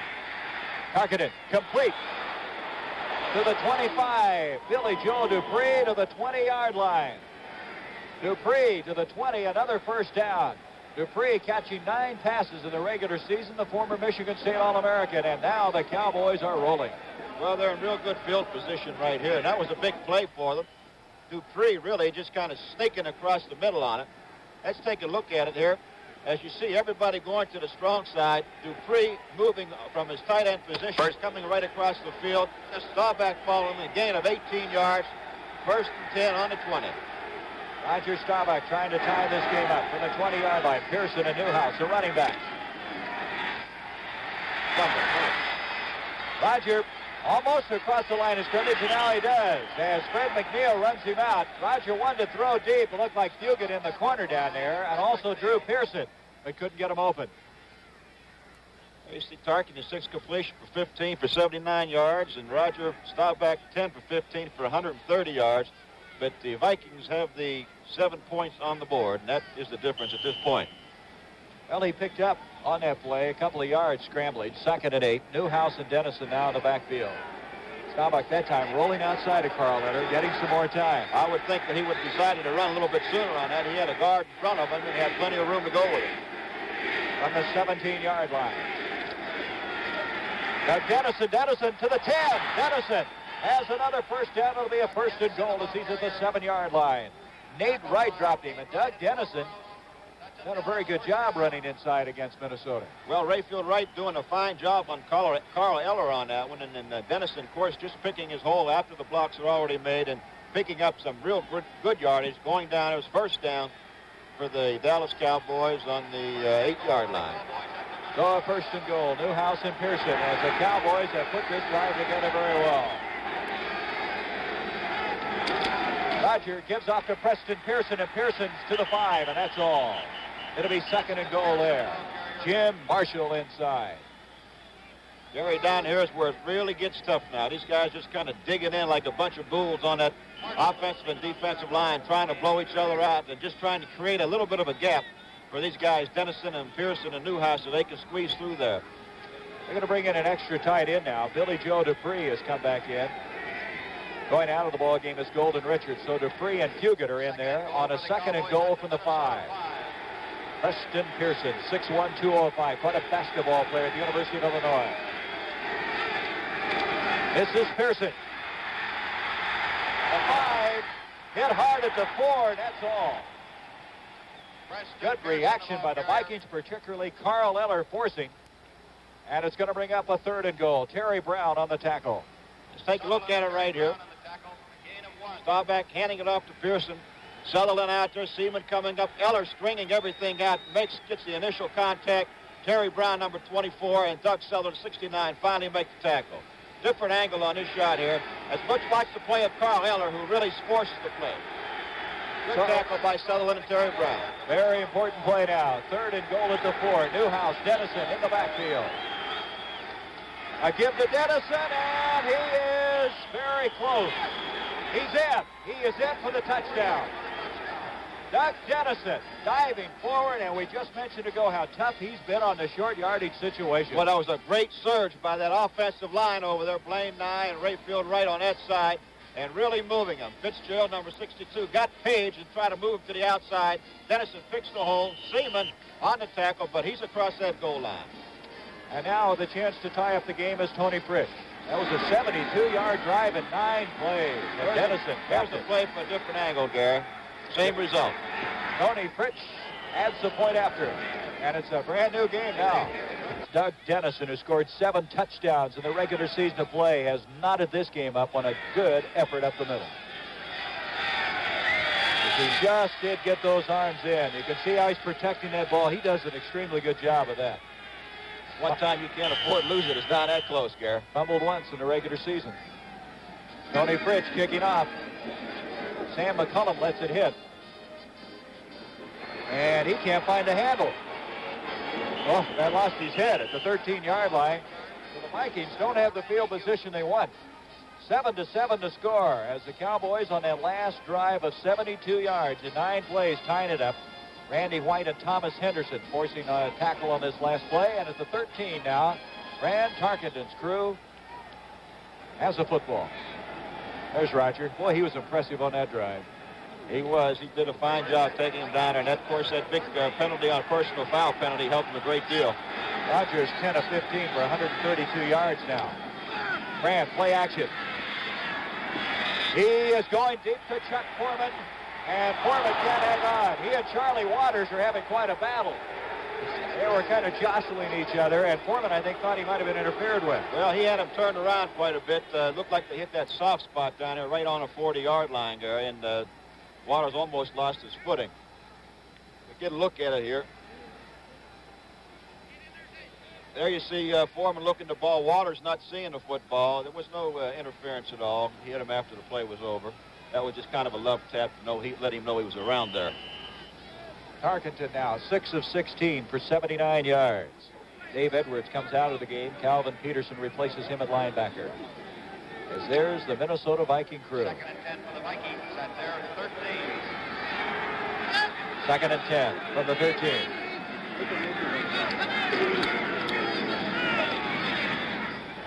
Complete to Lash for a moment.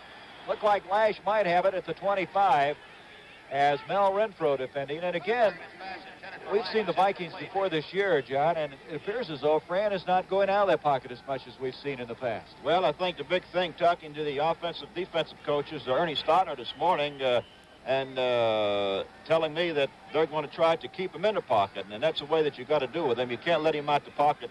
Keep Ed Too Tall Jones and Harvey Martin on the outside and get some pressure from the inside. And if you can do that, it's complicated. It's tough for Tarkin to throw out of that pocket because it's not real tall. He doesn't see as well. So it's a third down, 10 for the 13. Ted Tall 2 Jones is back there. Fran, 15, 20, 25. And he gets out of the bounds of his life as Waters and Mark Washington coming up, and that's what Fran is so good at doing. Well, you see, there's a perfect example of what happened. He had him in a pocket, and the man went in there with reckless abandon and trying to take his head off instead of being under control and just make the tackle. Let's watch Jethro Pugh and Too Tall Jones, who have an end tackle game. Too Tall goes in right there. You see, if he had been under control, he'd have had Tarkington without any problem. This way, he gets outside, linebackers are dropped deep, and Fran has all the time in the world just come running up and then trying a little dipsy doodle there, but he's getting out of bounds. You have to worry about that. That's exactly what we were talking about. They got to keep him inside. They didn't on that play. So it's a first down now at the 27. Foreman to the 30-yard line. Gain of 3. It'll be second down and 7. Chuck Foreman, 1,070 yards rushing, 73 pass completions, 22 touchdowns, and he's limping. He's been a very durable back. He is actually the fullback in the Minnesota Viking offensive set. They made that change this year after moving him from the running back spot, and their offense better designed to utilize him that way. Well, it gives him a little bit better blocking, a little bit better running plays for his ability inside and outside. Plus, he's a great ball receiver as well, pass receiver. Marinero in motion, second down, 7. Fine defensive play by Mel Renfro. Renfro coming back on Jim Lang, and the old veteran has really come up to the occasion today. Well, you can see a lot of people were booing out there. They thought there was some pass interference, but Renfro really went back on his inside shoulder and got over on it, hit his hand, got his hand on the football, and did not allow the completion. And right now, Gary, as was the first half, Tarkington is still the leading ball carrier for the Minnesota Vikings. There's Bud Grant on the sidelines. This Vikings not putting it together offensively right now. 7:07 to go in the third quarter. We come to a third down and 7.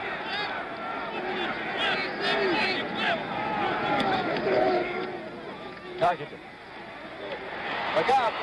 And he's down at the 23. Ed Jones and Randy White. They have White in there now in place of Harvey Martin. Randy White, I don't think they really know how good he's going to be. He's going to play somewhere. He's going to be a terrific football player. He's out of University of Maryland. And here we are again. They're maintaining control of Tarkington inside that pocket. Too Tall taking the outside. Randy White and Ed Jones putting the pressure on. Too Tall forcing him up inside. And Randy White coming from behind making the tackle. Randy White, the second player taken this year in the college player draft. Steve Bartkowski of Atlanta first. Former All-American from Maryland. He won all kinds of honors there. Claybo to kick from the 9. Golden Richards at the 41, the 45. Runs into his own man, and at the 47, down he goes. Newhouse and Preston Pearson, the running backs. This is Pearson.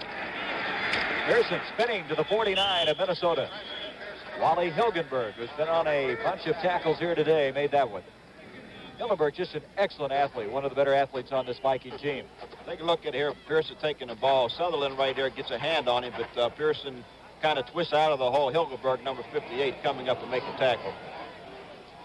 Offensive line is kind of blowing the Minnesota Vikings, not blowing them out, but they're doing a great job on that offensive line for the Dallas Cowboys. Well, he has some real credibility up front. High and all-pro, Rayfield Wright, Ralph Neely. Give to Newhouse. And Newhouse could have broken that one for maybe the first down had Bobby Bryant not gotten in his way. Fine tackle by Bobby Bryant. So to bring up a third down and 3. Take a look at it here. You see Ralph Neely back, number 73, on Hilgenberg, opening up the hole. Newhouse right there. Kaiser tried to get over number 20, Bobby Bryant, but just cannot get the one leg up over top of it. Bobby Bryant's had an excellent year for the Minnesota Vikings. One of the top punt returners in the NFC. 6 interceptions, which is 4th best in the NFC. He missed all but one game last year with a broken hand. Third down, a long three. Dupree has come in along with Fugit, two tight ends. Play action by Staubach. He's going to run for it. And he slides to a first down. To the 41, Roger knew where he had to go, and he got down in a hurry. He got the first down. That's a big play for him. He's not going to go over and try to run over top of anybody. That's the way he's gotten hurt in the past, by staying up on the ground. I guess he's taking a lesson from Tarkington, who you see quite a bit when he gets out in that open field. He goes right on down there and protects himself. He's getting they tell you to get in that fetal position, Gary. Put them arms down and them legs up and just kind of hide. Okay. For the 41-yard line. I don't know. You didn't run that much, did you? As little as possible. And when I was running, I wasn't really. At the 41. A first down now. Newhouse, Pearson in motion. Newhouse across the 40. And the little guy, very tough and determined, makes it to the 37 before Carl Eller downs him there. Blaine Nye and Rayfield Wright doing an excellent job on Carl Eller and number 69, Doug Sutherland. Linebacking crew of the Minnesota Vikings are certainly having their time of making the tackles this afternoon. Chuck Foreman, 12 rushes, 22 yards. Newhouse, 11 for 32. This Dallas Cowboy forward wall is big, it's mobile. They have allowed this year 41 sacks, but that's not really indicative of how effective they've been because Rogers scrambles a lot. An end around to Fugit. Fugit on an end around inside the 35-yard line. McNeil, Seaman over there to eventually tackle him. They're 3 yards short of the first down. Cowboys will do a few interesting things. They'll have some new wrinkles. That's the first razzle-dazzle type play we've seen this afternoon. Otherwise, it's been just kind of basic stuff. Let's take a look at it here. It's a fake to the fullback. You see Fugit, 84, coming around. Blaine Nye, number 61, and Rayfield right out in front of him. He takes up an inside move. You see Jeff Seaman over there to make the tackle. 3rd and 3 for the Cowboys. Pretty good play. Third down now, a long two. They have two tight ends, Dupree and also in there, Fugit. Saba. And he's got a first down, I believe. Let's see where they mark his forward progress. Run out of bounds by McNeil. Burton Lawless, the rookie from Florida, former All-American, threw the key block. I don't know if he made it or not. They may have to measure as, again, Roger rolling with the option to pass or run and going for that forward stick. It's going to be very, very close. To get a play like that, Gary, you got to have someone up there forcing. Of course, when you have an outside receiver down there, the defensive back has to stay back. Regardless, he can't come up. So normally you're going to get a linebacker force on a situation. And they say it's a little bit short. Let's watch Roger out here as he rolls back to his right with a fake right there to Dennison. Burton Lawless in front of him right there, number 66. Blocks Carl Eller. Carl Eller gets one hand on him. Number 54, McNeil, finally drives him out of bounds, and he's about a foot short of the first down. Fourth down, and looks like they may go for it. Well, you remember earlier they went for it on a 4th and 1 and did not get it. Well, let's see if they don't go to the right side this time instead of the left.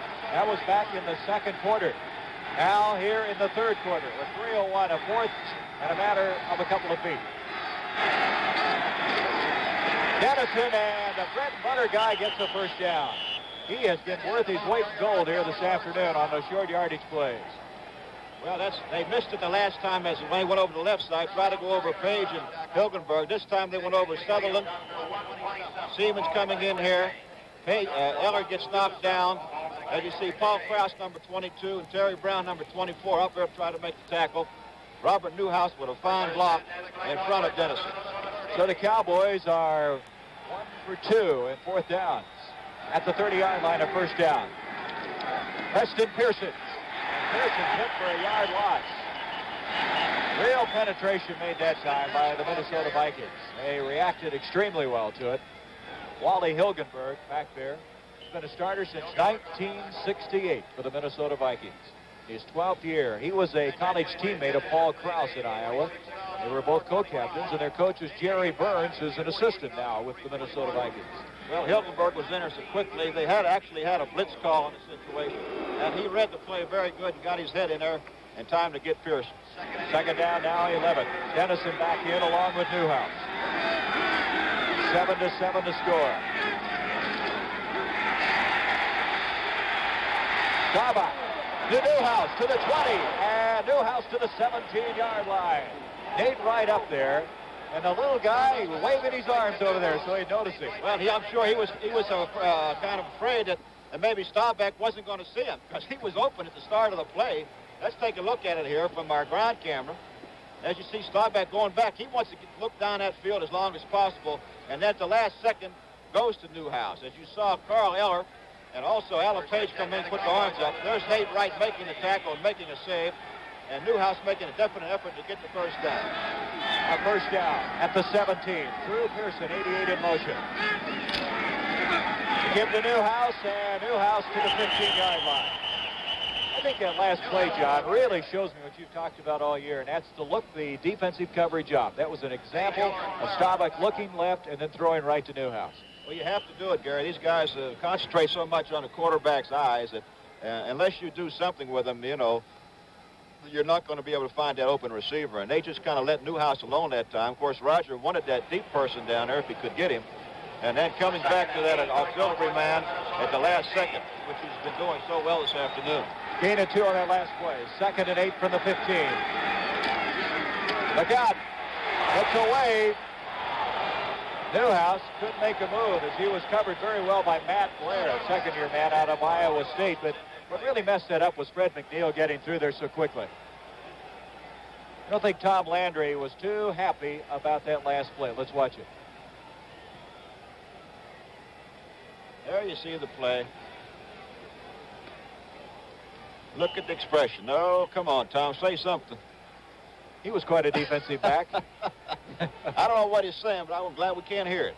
From the 15-yard line, 3rd and 8. 3rd and 8 for the Cowboys. The bottom of the screen is Golden Richards. Drew Pearson flanked to the top. Now they go to the shotgun.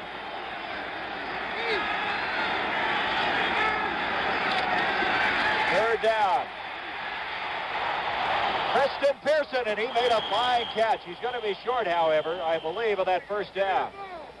It's going to bring up a 4th down at about a yard. Hilgenberg went high. That's a fine catch by Preston Pearson. Pearson getting up all of 6'1". As we said, he was quite a basketball player, and he used his jumping ability that time very, very effectively. So it's 4th down again. As the ball is going to be spotted at the 7-yard line. What is it, about a half yard now? It's about a half yard. What do you do, Gary? You got to go for the 3 points, I would think, to put 3 points on the board. Well, that's going to be the end. And Tony Fritsch is going to attempt the field goal of 25 yards. It's a 7-7 game. Waters to hold, and Fritsch's kick is good. He hit 13 of 14 in the regular season of play and just added one now to give the Cowboys their first lead in this game, 10-7. Fritsch now to kick off. Brett McClanahan at the 10. 20, 25, 30, and he had a big hole. He is to the 34-yard line. Randy Hughes, a rookie out of Oklahoma, an outstanding young man who has been a backup to Harris at the free safety spot, made the tackle at the 34-yard line. So the Vikings trailing for the first time in this game, 10-7. We look at McClanahan once again. Let's see the play. Here's McClanahan takes it. They set up a pretty good hole for him right there, and the tackle is made, and the ball is fumbled. Now, they blew the ball dead. You have to guess as good as mine. At the 34, Fran Tarkenton on a first down. Complete to Ed Marinaro, and Marinaro's forward progress across the 35 to the 36. Larry Cole came pouring through that time, but Fran still able to complete the pass. Ed Marinaro. Here is what he did in the receiving department this year. Number 3 in the NFC. He's really matured this year. That's been the big difference in Ed Marinaro. From the 39, 2nd down, 5. There's a delay to Chuck Foreman. Foreman trying to get outside. He's to the 45, and that'll be a first down. Charlie Waters dropped him. There is a flag on the play, however. There's a flag back at the line of scrimmage. As Foreman had the first down, Chuck Heberling coming over, and the indication, illegal procedure against my Minnesota Vikings, and that really hurt him, as Foreman did an excellent job that time. There was nothing up the middle, and he got outside. Well, a little bit of a draw run there by Foreman, and actually if I'm not mistaken, that is the best first draw we've seen all day. We have a change defensively. Calvin Peterson and Dave Edwards, who continue to alternate at linebacking. Now in the ball game with the gloves on is Calvin Peterson, number 58. There's Stu Voigt, John Gilliam. The huddle with Ed White. Boy, is he a strong man. 270-pounder, former All-American from California. He and Yeri both on their right side have been selected for the Pro Bowl. 2nd and 10.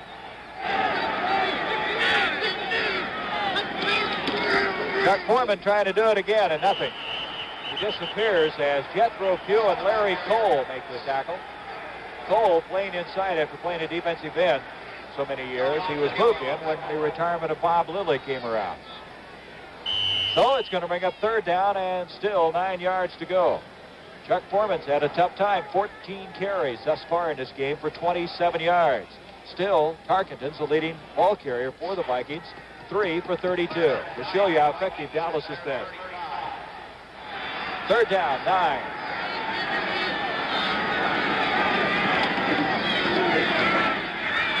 It's got the time. It's Stu Voigt, the intended receiver at the 49. Calvin Peterson defending on the play. And that's going to bring up a 4th down. Stu Voigt, who Fran Tarkenton feels one of the most underrated tight ends in the game. And his best season this year with 34 catches for 4 touchdowns. And now Claypool will kick, and Golden Richards will go back. 13 minutes, 25 seconds left. The Vikings trailing 10-7. They were hoping to make this their first leg up on a return to the Super Bowl for the 3rd time, but they've got their work cut out for them. Claypool with a beautiful kick. What a kick. Golden Richards. Well, that's kind of embarrassing. He ran into it, looked like Cliff Harris. And now we have a discussion going on. That's one of the best tackles made here today. Claypool had a kick that time of 52 yards. So now from the 20-yard line, the Cowboys with a 10-7 lead. In motion goes Drew Pearson. To Newhouse, and no play. Maybe a yard to the 21-yard line. Hilgenberg on the tackle. So Wally Hilgenberg over there wrestled him down at the 21. A gain of 1. It'll be 2nd down and 9.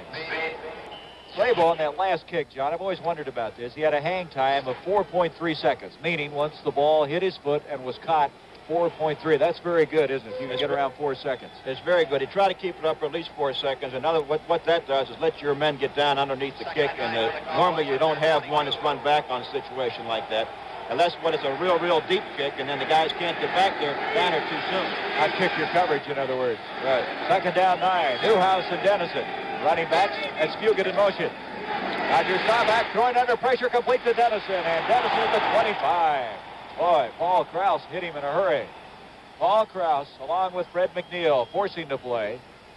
And it's going to bring up a 3rd down, and still 5 yards to go. McNeil came clean on that. What happened, everybody went to the left side. McNeil, just seeing that his responsibility has already gone, came in on Staubach and kind of tried to get to him. Staubach did unload the football before McNeil was able to get in there. Tom Landry on the sideline. His young and surprising team, which many people feel might be a year or 2 away. 12 rookies on the team. Right now they're leading. 3rd down, 5. Newhouse in motion. Roger scrambling. The 30th flag is thrown as Roger gets the 1st down before Jim Marshall made the tackle, but there's a flag back at the 19-yard line. Roger that time really surveyed the situation. He knew where everybody was and saw the alley and took off.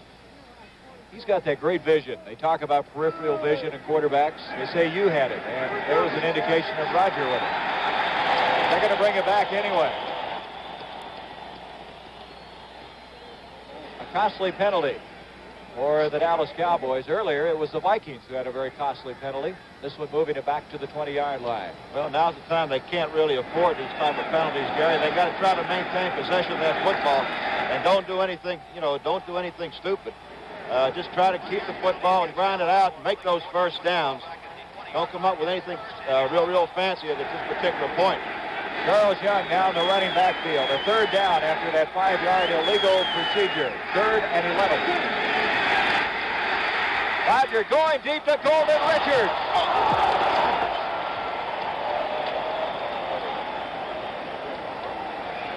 Well, you know who feels the worst about that right now? Golden Richards, who's made a lot of big plays this year. Let's take a look at it here. They got the blitz on. Jeff Seaman coming in. Roger unloads the football. And let's watch Richards as he just outdistanced number 20, Bobby Bryant. Right there, the ball should be caught. The perfectly thrown football, well, a little bit behind. If he just does get a hand on it, you like for those kind of guys to come up with the football, Gary. Mitch Huntz will kick now from the 5-yard line. The deep man is Sam McCullum. Fine kick. Boy, he got into that one. McCullum at the 31. Calvin Peterson, also Raleigh Woolsey back there. John Ward, number 72, trying to throw a block as both of them converge on McCullum in a hurry. Calvin Peterson's a wild man. They talk about him being an outstanding special teams guy, second-year man from UCLA, and he really got down in a hurry.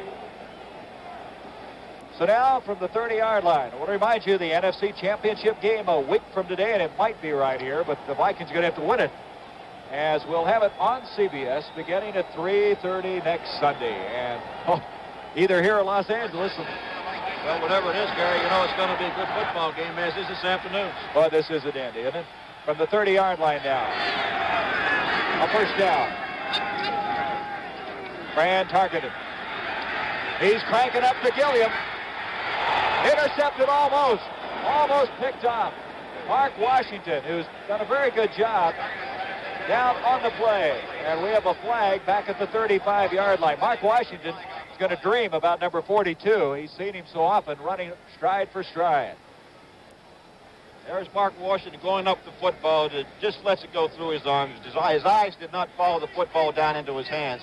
That's what happens. You got to look the football into your hands at all times. I believe we may have had an eligible receiver downfield. I believe that's the indication. As you see Leroy Jordan having the situation explained to him. Gary, this is probably the first time in this particular play here that the Too Tall Jones let Tarkenton to the outside. As you saw, he rolled that way, and Too Tall got caught on an inside block there by the offensive man. Ron Yerry was not permitted to keep Tarkenton back in the pocket. He got outside, and that's when Tarkenton really becomes effective. An eligible receiver downfield. That's what it is. A 10-yard step off. It moves the Vikings to their own 20-yard line. First down, 20 yards to go. So Fran's got his work cut out for him. Interesting statistic on number 10. Fran this year at 64% of his passes.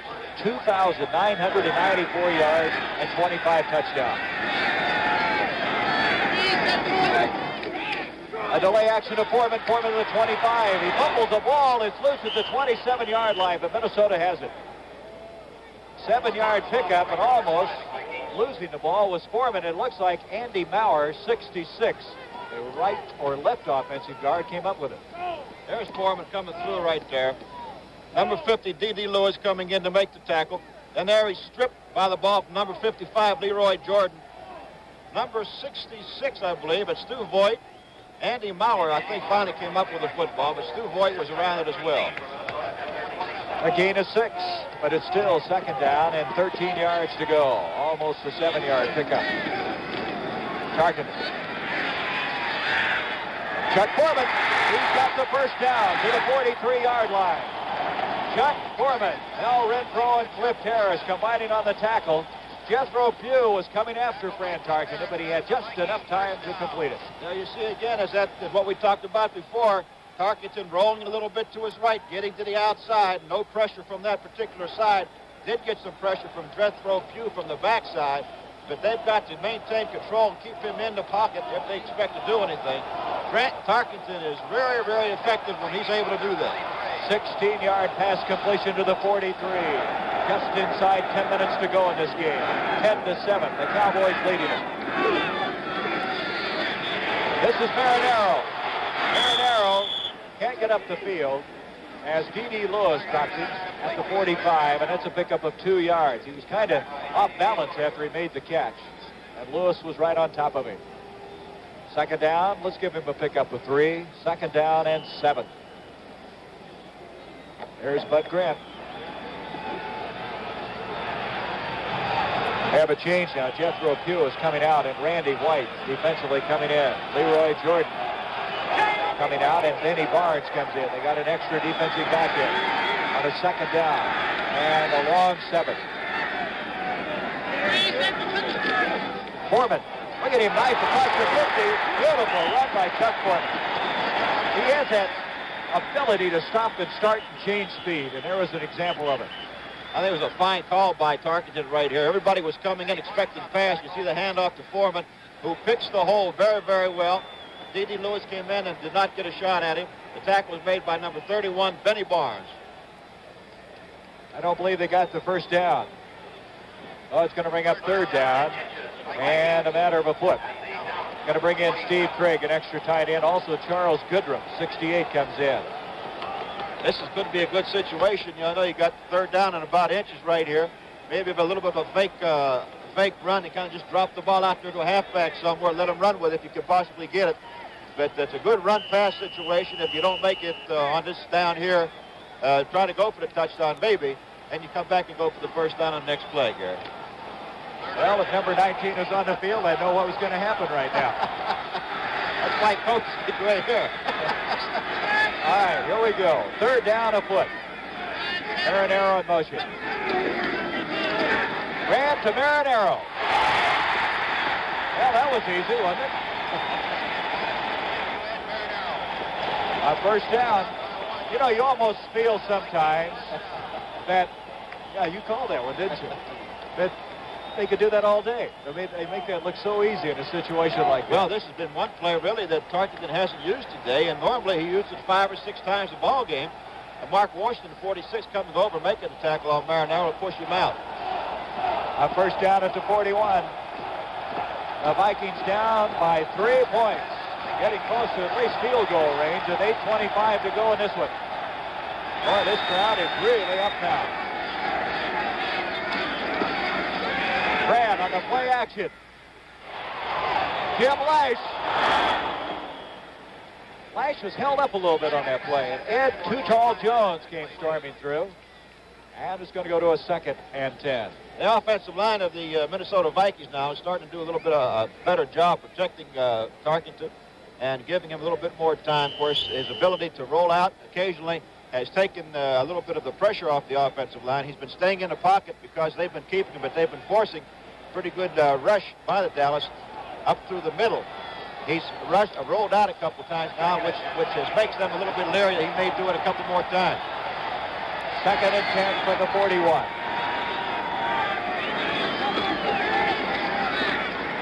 Brand, the Foreman. Foreman makes the move. Gets away from Peterson to the 30. He's got a first down to the 29. Charlie Waters made the stop, but it was Calvin Peterson that got a hand on him, and that was all as Foreman got away from him.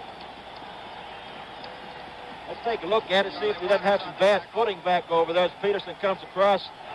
Tarkenton goes to Foreman with the pass. As you see right here comes Peterson here. He just overruns it. What he does, really, Foreman slipped a little bit, or he may have picked up some more yardage. You ever seen a back with better balance than Foreman? He really has excellent balance. I was surprised, really, Gary, talking to Chuck yesterday, just how big a man he is. McClanahan now in along with Chuck Foreman. There is a reverse action to McClanahan to the 30, 25, to the 20. He's to the 17, another first down. McClanahan set in to run that reverse. Cliff Harris made the stop, and the Vikings are moving. Let's take a look at it here. There's the Foreman, and that's the McClanahan. Tarkenton out in front. I don't know where he's going to the sheet. Tries to throw a block right there on Mel Renfro. McClanahan and Charlie Harris making the tackle, but talking with Tarkenton one day last week, that he feels that McClanahan is a lot better runner than what Marinaro is. At the 16-yard line, a first down. 6 minutes, 49 seconds left. Chuck Foreman to the 10, Foreman to the 5. And it looks like he has another first down. It'll be first and goal. Cliff Harris made the stop, and the Vikings are awesome right now. Let's take it here. Foreman right there. McClanahan in front of him leading the interference. Foreman breaking back to the inside. He gets a fine block from Ron Yeri. And is down on the 5-yard line where it's first and 10, first and goal for the Minnesota Vikings. Here's where the Dallas Cowboys have really got to strengthen up. This is where it really gets tough down there, Gary, because they're going to throw everything at you. Boy, you don't think he's not ready. He wants to see what's going on. It's first and goal just outside the 5. Chuck Foreman again. He slips, but he's still on his feet. Chuck Foreman looks like he's about a yard away. Second and goal. Great second effort. Very fine blocking up front as well from Ron Yeri. And Ron Yeri on the outside right there. You see McClanahan, Foreman slipping there, Stu Voigt blocking everybody out of there. The fake was real good. Too Tall Jones went for it, and of course Foreman just going to dove back to the inside. On a 1-yard line, second down and goal. So the Vikings, their most impressive output of this game. 5 minutes and 24 seconds left. There's Tony Fritsch. At the 1, Carpenter asking for some quiet. Brad giving up. McClanahan, and he's in.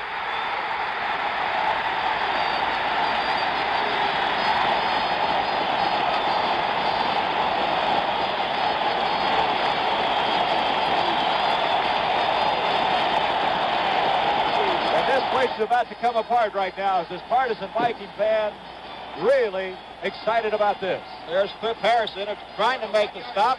McClanahan bounces off of two would-be tacklers and dives into the end zone.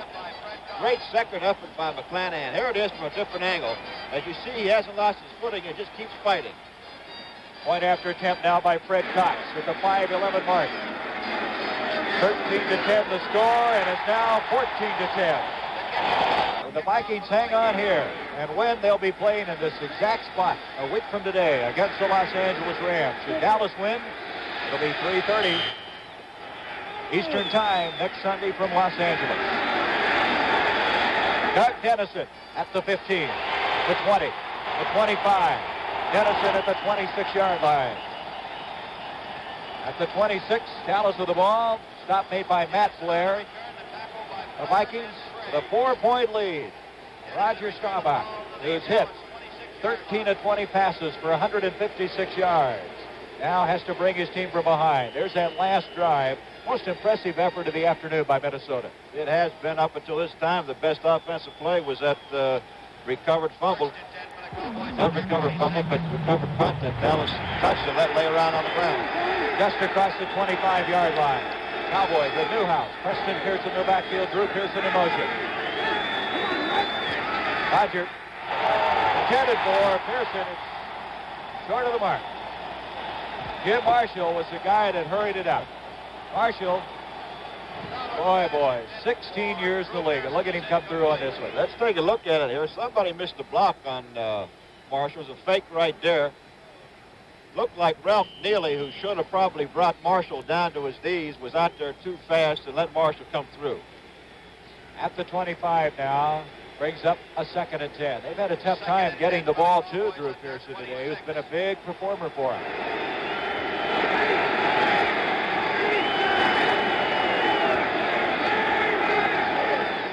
Baba.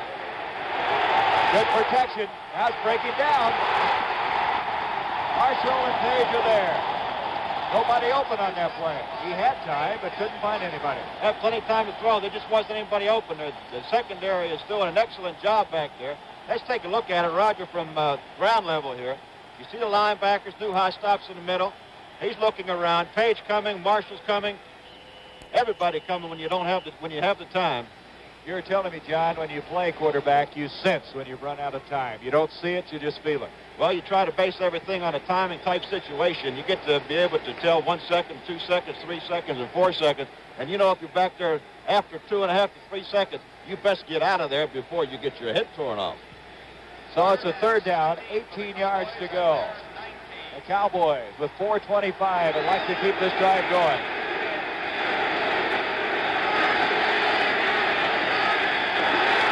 Handle snap. What's happened? I believe, wait a minute. Was the ball blown dead before the snap? I think it was. Yes, delay a game. That's the reason Roger didn't go after the ball. I was surprised. He let it fall to his feet. Delay of game, 5 yards. Be now 3rd and 23. I'm glad he heard the whistle because I sure did. You can't hear anything right now. The Viking fans are on their feet.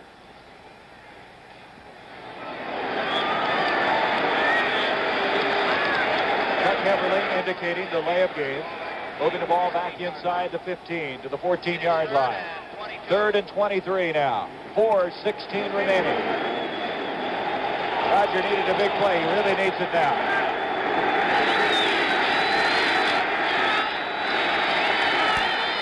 Another bad snap.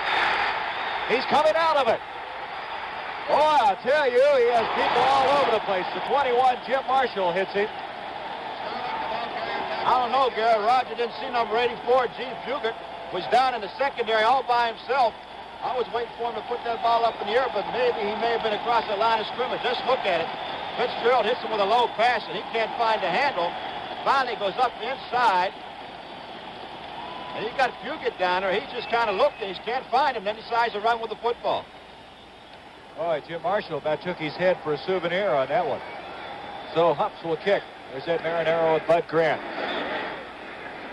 Hups from the 7-yard line. Sam McCullum deep for the Vikings. That's not one of his better efforts. And it's going to bounce to the 45. Picked up by McCullum. Sam McCullum. Now we have a flag back at the 20-yard line, which is about the line of scrimmage. Well, McCullum trying to shake everybody up. Come up with that ball. Or was that Bobby Bryant? Bobby Bryant. That's kind of a very, very tough thing to do. You know, nobody had touched the ball. Nobody had downed the ball. And if he would fumble that ball, it would have been a live football. I think maybe what he thought somebody had touched it. If it was just laying there, he got a shot of picking up and going. And then if he's hitting fumbles, it doesn't make any difference. The ball comes back to where it was down. But that's a very, very bad thing at this point, I would think, to try to do.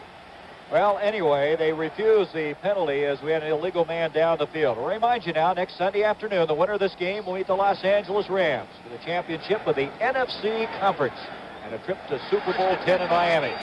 CBS will broadcast the game next Sunday, whether it be here or in Los Angeles. McClanahan has scored the go-ahead touchdown moments ago. Advances the ball to the 49-yard line. D.D. Lewis made the tackle. Brings up 2nd down and 7. The Vikings now with 3:05 would like to waste some time. Well, now the important thing is to be able to control the football, keep it on the ground, get that 2-minute warning to come up, maintain control, and their defense really has to go all out here, try to strip the ball from the runners, do anything they can to get a hold of that football. 2nd and 6 for the Vikings. Vikings coming in here with a 12-2 record. 7 of the last 8 years. They've won the Central Division Championship. The Cowboys in the playoffs, 9 of 10 years. McClanahan again with a 50. He's short of the first down, dropped to the 48. There's again D.D. Lewis on the tackle for the Dallas Cowboys. Going to bring up 3rd down and still 2 yards to go. Well, you look at this game statistically. Fran has hit 11 of 25, 121. The leading ground gainer, Sporman, 18 of 56. He's leading everybody in the game, both the Cowboys and the Vikings. The leading ground gainer for Dallas has been Dennison, 11 for 36, and of course he scored a touchdown. Fran Tarkenton talking things over. 2 minutes, 20 seconds left. Well, I want to remind you, John, this is a thing I'm really looking forward to seeing. CBS Sports Spectacular. Going to have a brand new series called Challenge of the Sexes. Now, what do you suppose that might be? I don't know, but I don't think I want to get into it. Well, at CBS Sports wanted to find out if a woman could beat a man at a sports event and how much of a handicap, if any, a woman would require. Tennis competition begins next Saturday, January 10th. That should be a good one. Well, it'll be Natassi and Goolagong. And that ought to be some kind of an event. That's right here on the CBS Sports Spectacular, January 10th. That'll be, 2 weeks from today. Well, Bud Grant's crew right now in a pretty good situation. They have a 4-point lead, and with 2 minutes and 20 seconds left. at the 47-yard line of the Dallas Cowboys. 3rd and 2 for the Vikings at the Dallas 47. 3rd down, 2. McClanahan in motion.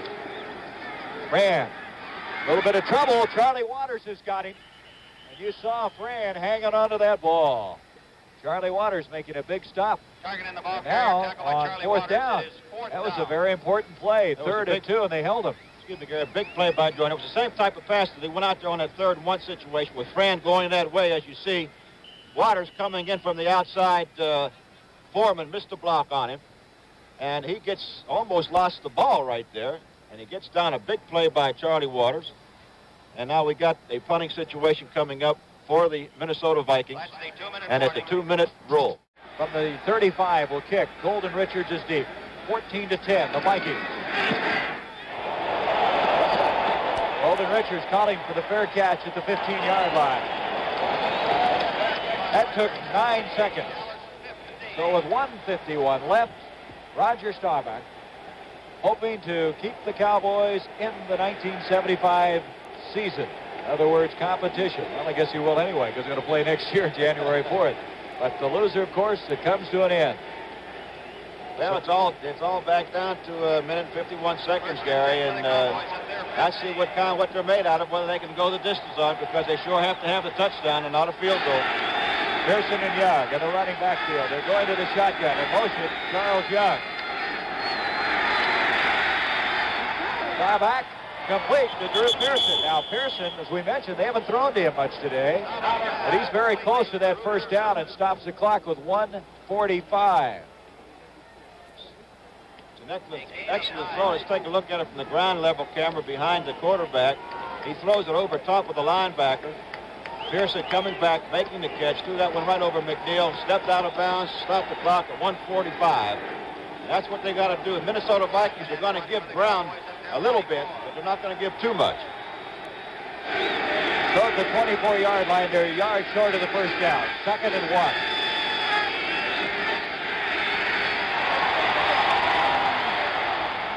And a fine defensive effort that time by Bobby Bryant. He reached in on Golden Richards at the 39-yard line. Bobby Bryant, I've seen some excellent defensive play by those quarterbacks on both sides. Renfro, Bobby Bryant, and that brings up a 3rd down and a yard. Well, he's got to come up with a first down right here in order to maintain control. He's still got a minute and 40 seconds to go, and he has 2 more timeouts left in the ball game, so he's not in too bad a trouble, but he's got to get that first down, Gary. So I would think that he'd probably come up with maybe a little bit of a run or something here. A minute 40 left. 3rd down, a yard. Fly back again. Got protection. Complete to Golden Richards, and Richards has the first down across the 30 to the 31. Bobby Bryant made the stop. Got to give credit to that offensive line. That's Drew Pearson instead of made the catch. His second catch. That offensive line kept scrambling for him. I'll tell you what, the Staubach must have been a pretty good baseball player, because he'd been picked 2, 3 of them up off the ground there from John Fitzgerald. That was another low pass. And There's another one. I don't believe it. Now, you just can't, man, this is a crucial part of the ball game. You can't be doing stuff like that. Jim Marshall Into the 24, a loss, and the clock with 1:06 down. Now you come up, it's 2nd down and 15 yards to go for the first down. You can't have those things happen to you. Tom Landry trying to have him hurry up because that clock is going. 1 minute now remaining in the game. First down, 17. He's hit as he threw that one. Roger went down at the 14-yard line. I think I said 1st and 17. It was 2nd and 17. Now it's 3rd and 17, just short of the 25-yard line. We've had a dandy of a game here today. 52 seconds left in it. I want to thank our spotter, Bob Brennan, and also our statistician, Jim Pong, for their expert help on this broadcast. 3rd down, 17.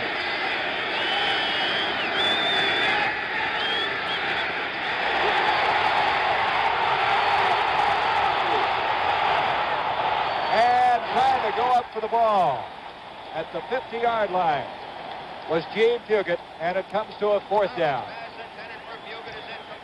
Boy, I tell you, Roger's got to be a tired man after this game. Let's take a look at it right here. He's got some pretty good pressure on him. Charlie Young, number 30, back in there trying to block. There's Blaine Nye blocking on 69. Sutherland, who's been a thorn in Roger's side all day, had a hold of him right there. He gets back to the outside. Alan Page, 88, still in pursuit, and he just overthrows the man downfield. It's all on this play right here. The whole season, 44 seconds to go. 4th down, 17 yards to go for the first down. We have a change at center now. Kyle Davis has come in, a rookie from Oklahoma. Fitzgerald is out of there. 4th down, 17.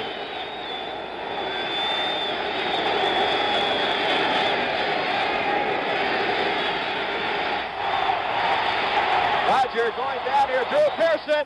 And did he make the catch? He did. He made the catch. What a catch that was, because Nate Wright was all over it. Let's take a look at it here.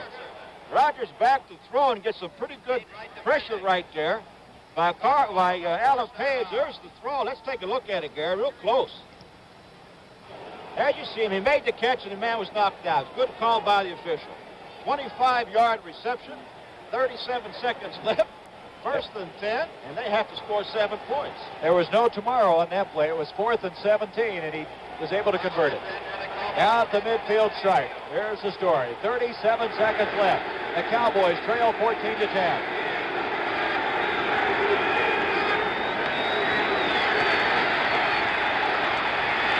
Preston Pearson. Pearson can't hang on. Take a look at it, see if Preston Pearson doesn't slip over on that left-hand side. There's Roger looking around, finally looking for Preston Pearson. Yep, we can't tell whether he slipped or not. It's got a little bit late. There's another shot of it right here. Let's see what happens. Pearson just kind of sneaks out to the left side. There's the delivery. Ball was just a little bit too far in front of him.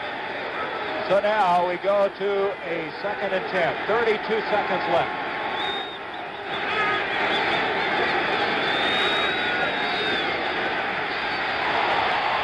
He is going for broke. Drew Pearson. He got it. Touchdown.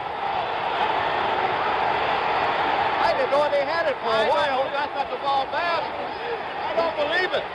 He just threw the ball over the scoreboard. I don't believe it. The ball was thrown short, and the defender was not watching, and Pearson came back to make the catch for him. He caught that ball on his hip, it looked like, John. Well, I'm sure we'll have it. Full catch. I tell you, it was a much better catch than it was a throw. Let's take a look at it here, Gary. Fine protection. Roddy just winds up and lets it loose. Now let's watch the play by Pearson here. He's very well covered at this point. Looked like almost an interception. You see him coming back right there to make the catch. Nate Wright falls down, and Pearson just kind of backs into the end zone right there, and Paul Krause has to jump over top of Wright. 88 number, Drew Pearson for the touchdown. There's another look at it right here. Great catch. Nate Wright overran the play. Pearson made the catch. In for the touchdown. Boy, what a play that was. What a ball game, huh? Now 16-14, a point after 10. Tony Fritsch. Now we've got a penalty coming up against the Minnesota Vikings here. Is kicking off from the 50-yard line is going to be Tony Fritsch. Well, it's an unsportsmanlike conduct call wherever it was. I don't know where it was on, though. No call from the official there. Vikings will be lucky to get a run back on this one. Tony Fritsch from the 50-yard line. 24 seconds left. The Cowboys trying to pull a major upset. They lead 17-14. Bailing out is McClanahan. 15. Is he going to get out of bounds? He's not. He'll be stopped at the 12-yard line by Benny Barnes, and 18 seconds now left. Fran Tarkenton really has a Herculean task ahead of him. I think everybody here is just stunned by that Drew Pearson catch. We couldn't see the ball for a while, then he so nonchalantly took it into the end zone after he caught it. I'm sure that they'll probably be saying that he pushed him and everything else, but you know, that's the way it goes, and the guys will have to be looking, probably sending films to the commissioner this week on something like that, Gary, because it is just completely amazing that they've been able to do that. Fran Tarkenton has 18 seconds. Boy, it's not much time. And back there's too tall Jones. He got him at the 1. Almost got a safety. Jones drops him at the 1-yard line with 14 seconds. Timeout called by the Minnesota Vikings. They'll have 2 remaining. Jones really got through in a hurry on that play. That's the 3rd sack by the Dallas Cowboys. There's Targeter. What's he upset about? Well, Francis doesn't like anything about it. He's upset. They've had a tremendous season, and it all comes down to 2 big plays. Big call down here by the official on the 4th and 17, and then on a touchdown. And I'm sure he doesn't like it. He can see that great season they've had going right down the drain, and they're throwing all kind of stuff out in that field now. The official got hit right in the head. Oh, boy. The official got hit right in the head by something out there. Boy. And he's down. That is tragic. That is terrible. There's no need for any kind of that stuff at all. No room in this country for that kind of behavior. Boy, John, that just makes you sick, doesn't it? 14 seconds left. The crowd reacting. Please do not throw anything out of the field. And Please do not throw Alan anything Page out is of going field. into the dressing room. Alan Page has gone into the dressing room. He's running down below us, going into the dugout. Carl Eller. Well, you know, last week they had an incident in Buffalo with the snowballs, and I don't know what the story is. I guess Page figures he's not going to play anymore with 14 seconds. Carl Eller very slowly coming on. I'm not sure what official that is, John. We'd have to check it out. But 14 seconds left. It looked like a pop bottle. It actually struck the man at the 6-yard line. Well, it's been a tremendous game. Both teams have played like champions, and then to have something like this happen really detracts from it. But Fran now still discussing. I don't know what Fran is arguing about. I really don't. Well, I'm sure he's talking about that last play was the only thing. This is ridiculous for these things, for the fans to do type of things like they're doing. You think the way they're acting, you're down in Argentina where they stab soccer players and everything else, or wherever part of the country that they react like that. There's just no kind of place in this country for the kind of the fan reaction like this, Gary. People who love the game and love to see it played, you've got to accept things every now and then that are distasteful, and these are one of these things after a fine season like they've had, to go down to the last 14 seconds and almost have an impossible task at hand. Well, there's the gentleman getting up. Well, that's a pretty good reaction from the fans. They're happy to see him get up, and just kind of a funny situation to have happen. There looked like he'd taken him to the dressing room, too. Number 23 of the official, Armin Terzian. Field judge. Yes, sir, the field judge, Armin Terzian, is the man shaken up. Well, Bud Grant, with 14 seconds, it's just going to be a miracle for them to pull it out. They're at the 1-yard line now, 2nd and 24. I would imagine Bud Grant is going to say a few things about it. He might get another $500 fine from the commissioner. For now, Fran targeted at his own goal line. Complete to Foreman. Foreman, 5, 10. He is out to the 14-yard line, and with 7 seconds, the Vikings will ask for their second timeout. Harvey Martin making the stop. They get a little maneuvering room, but they're still 10 yards away from a first down. They have to make it to the 25. 17-14. The Cowboys, the surprise team in the NFC, pulling a major upset if they hang on here with 7 seconds left. Tom Landry. Boy, what a great comeback by his football team. Well, they came back with 2 big plays. There he is talking to his defensive captain over there, who's telling him just kind of stay back, stay deep, don't let him score the touchdown. Now, Tom Landry, the only coach in the history of the Dallas Cowboys. Well, you have to give credit to their outstanding organization. Gil Brandt, the scouting, Tex Schramm, Clint Murchison. They've got something to be proud of. People talking about them being better next year and the year after this young team. 3rd down, 10. 4 seconds left. 3, 2, and that's going to be the game. Brad Tarkenton goes down inside the 5 as Harvey Martin and Ed Jones are there. So the Dallas Cowboys move in to the championship game of the NFC. This NFL Films production has been brought to you by NFL Network. Watch the National Football League 24 hours a day on NFL Network.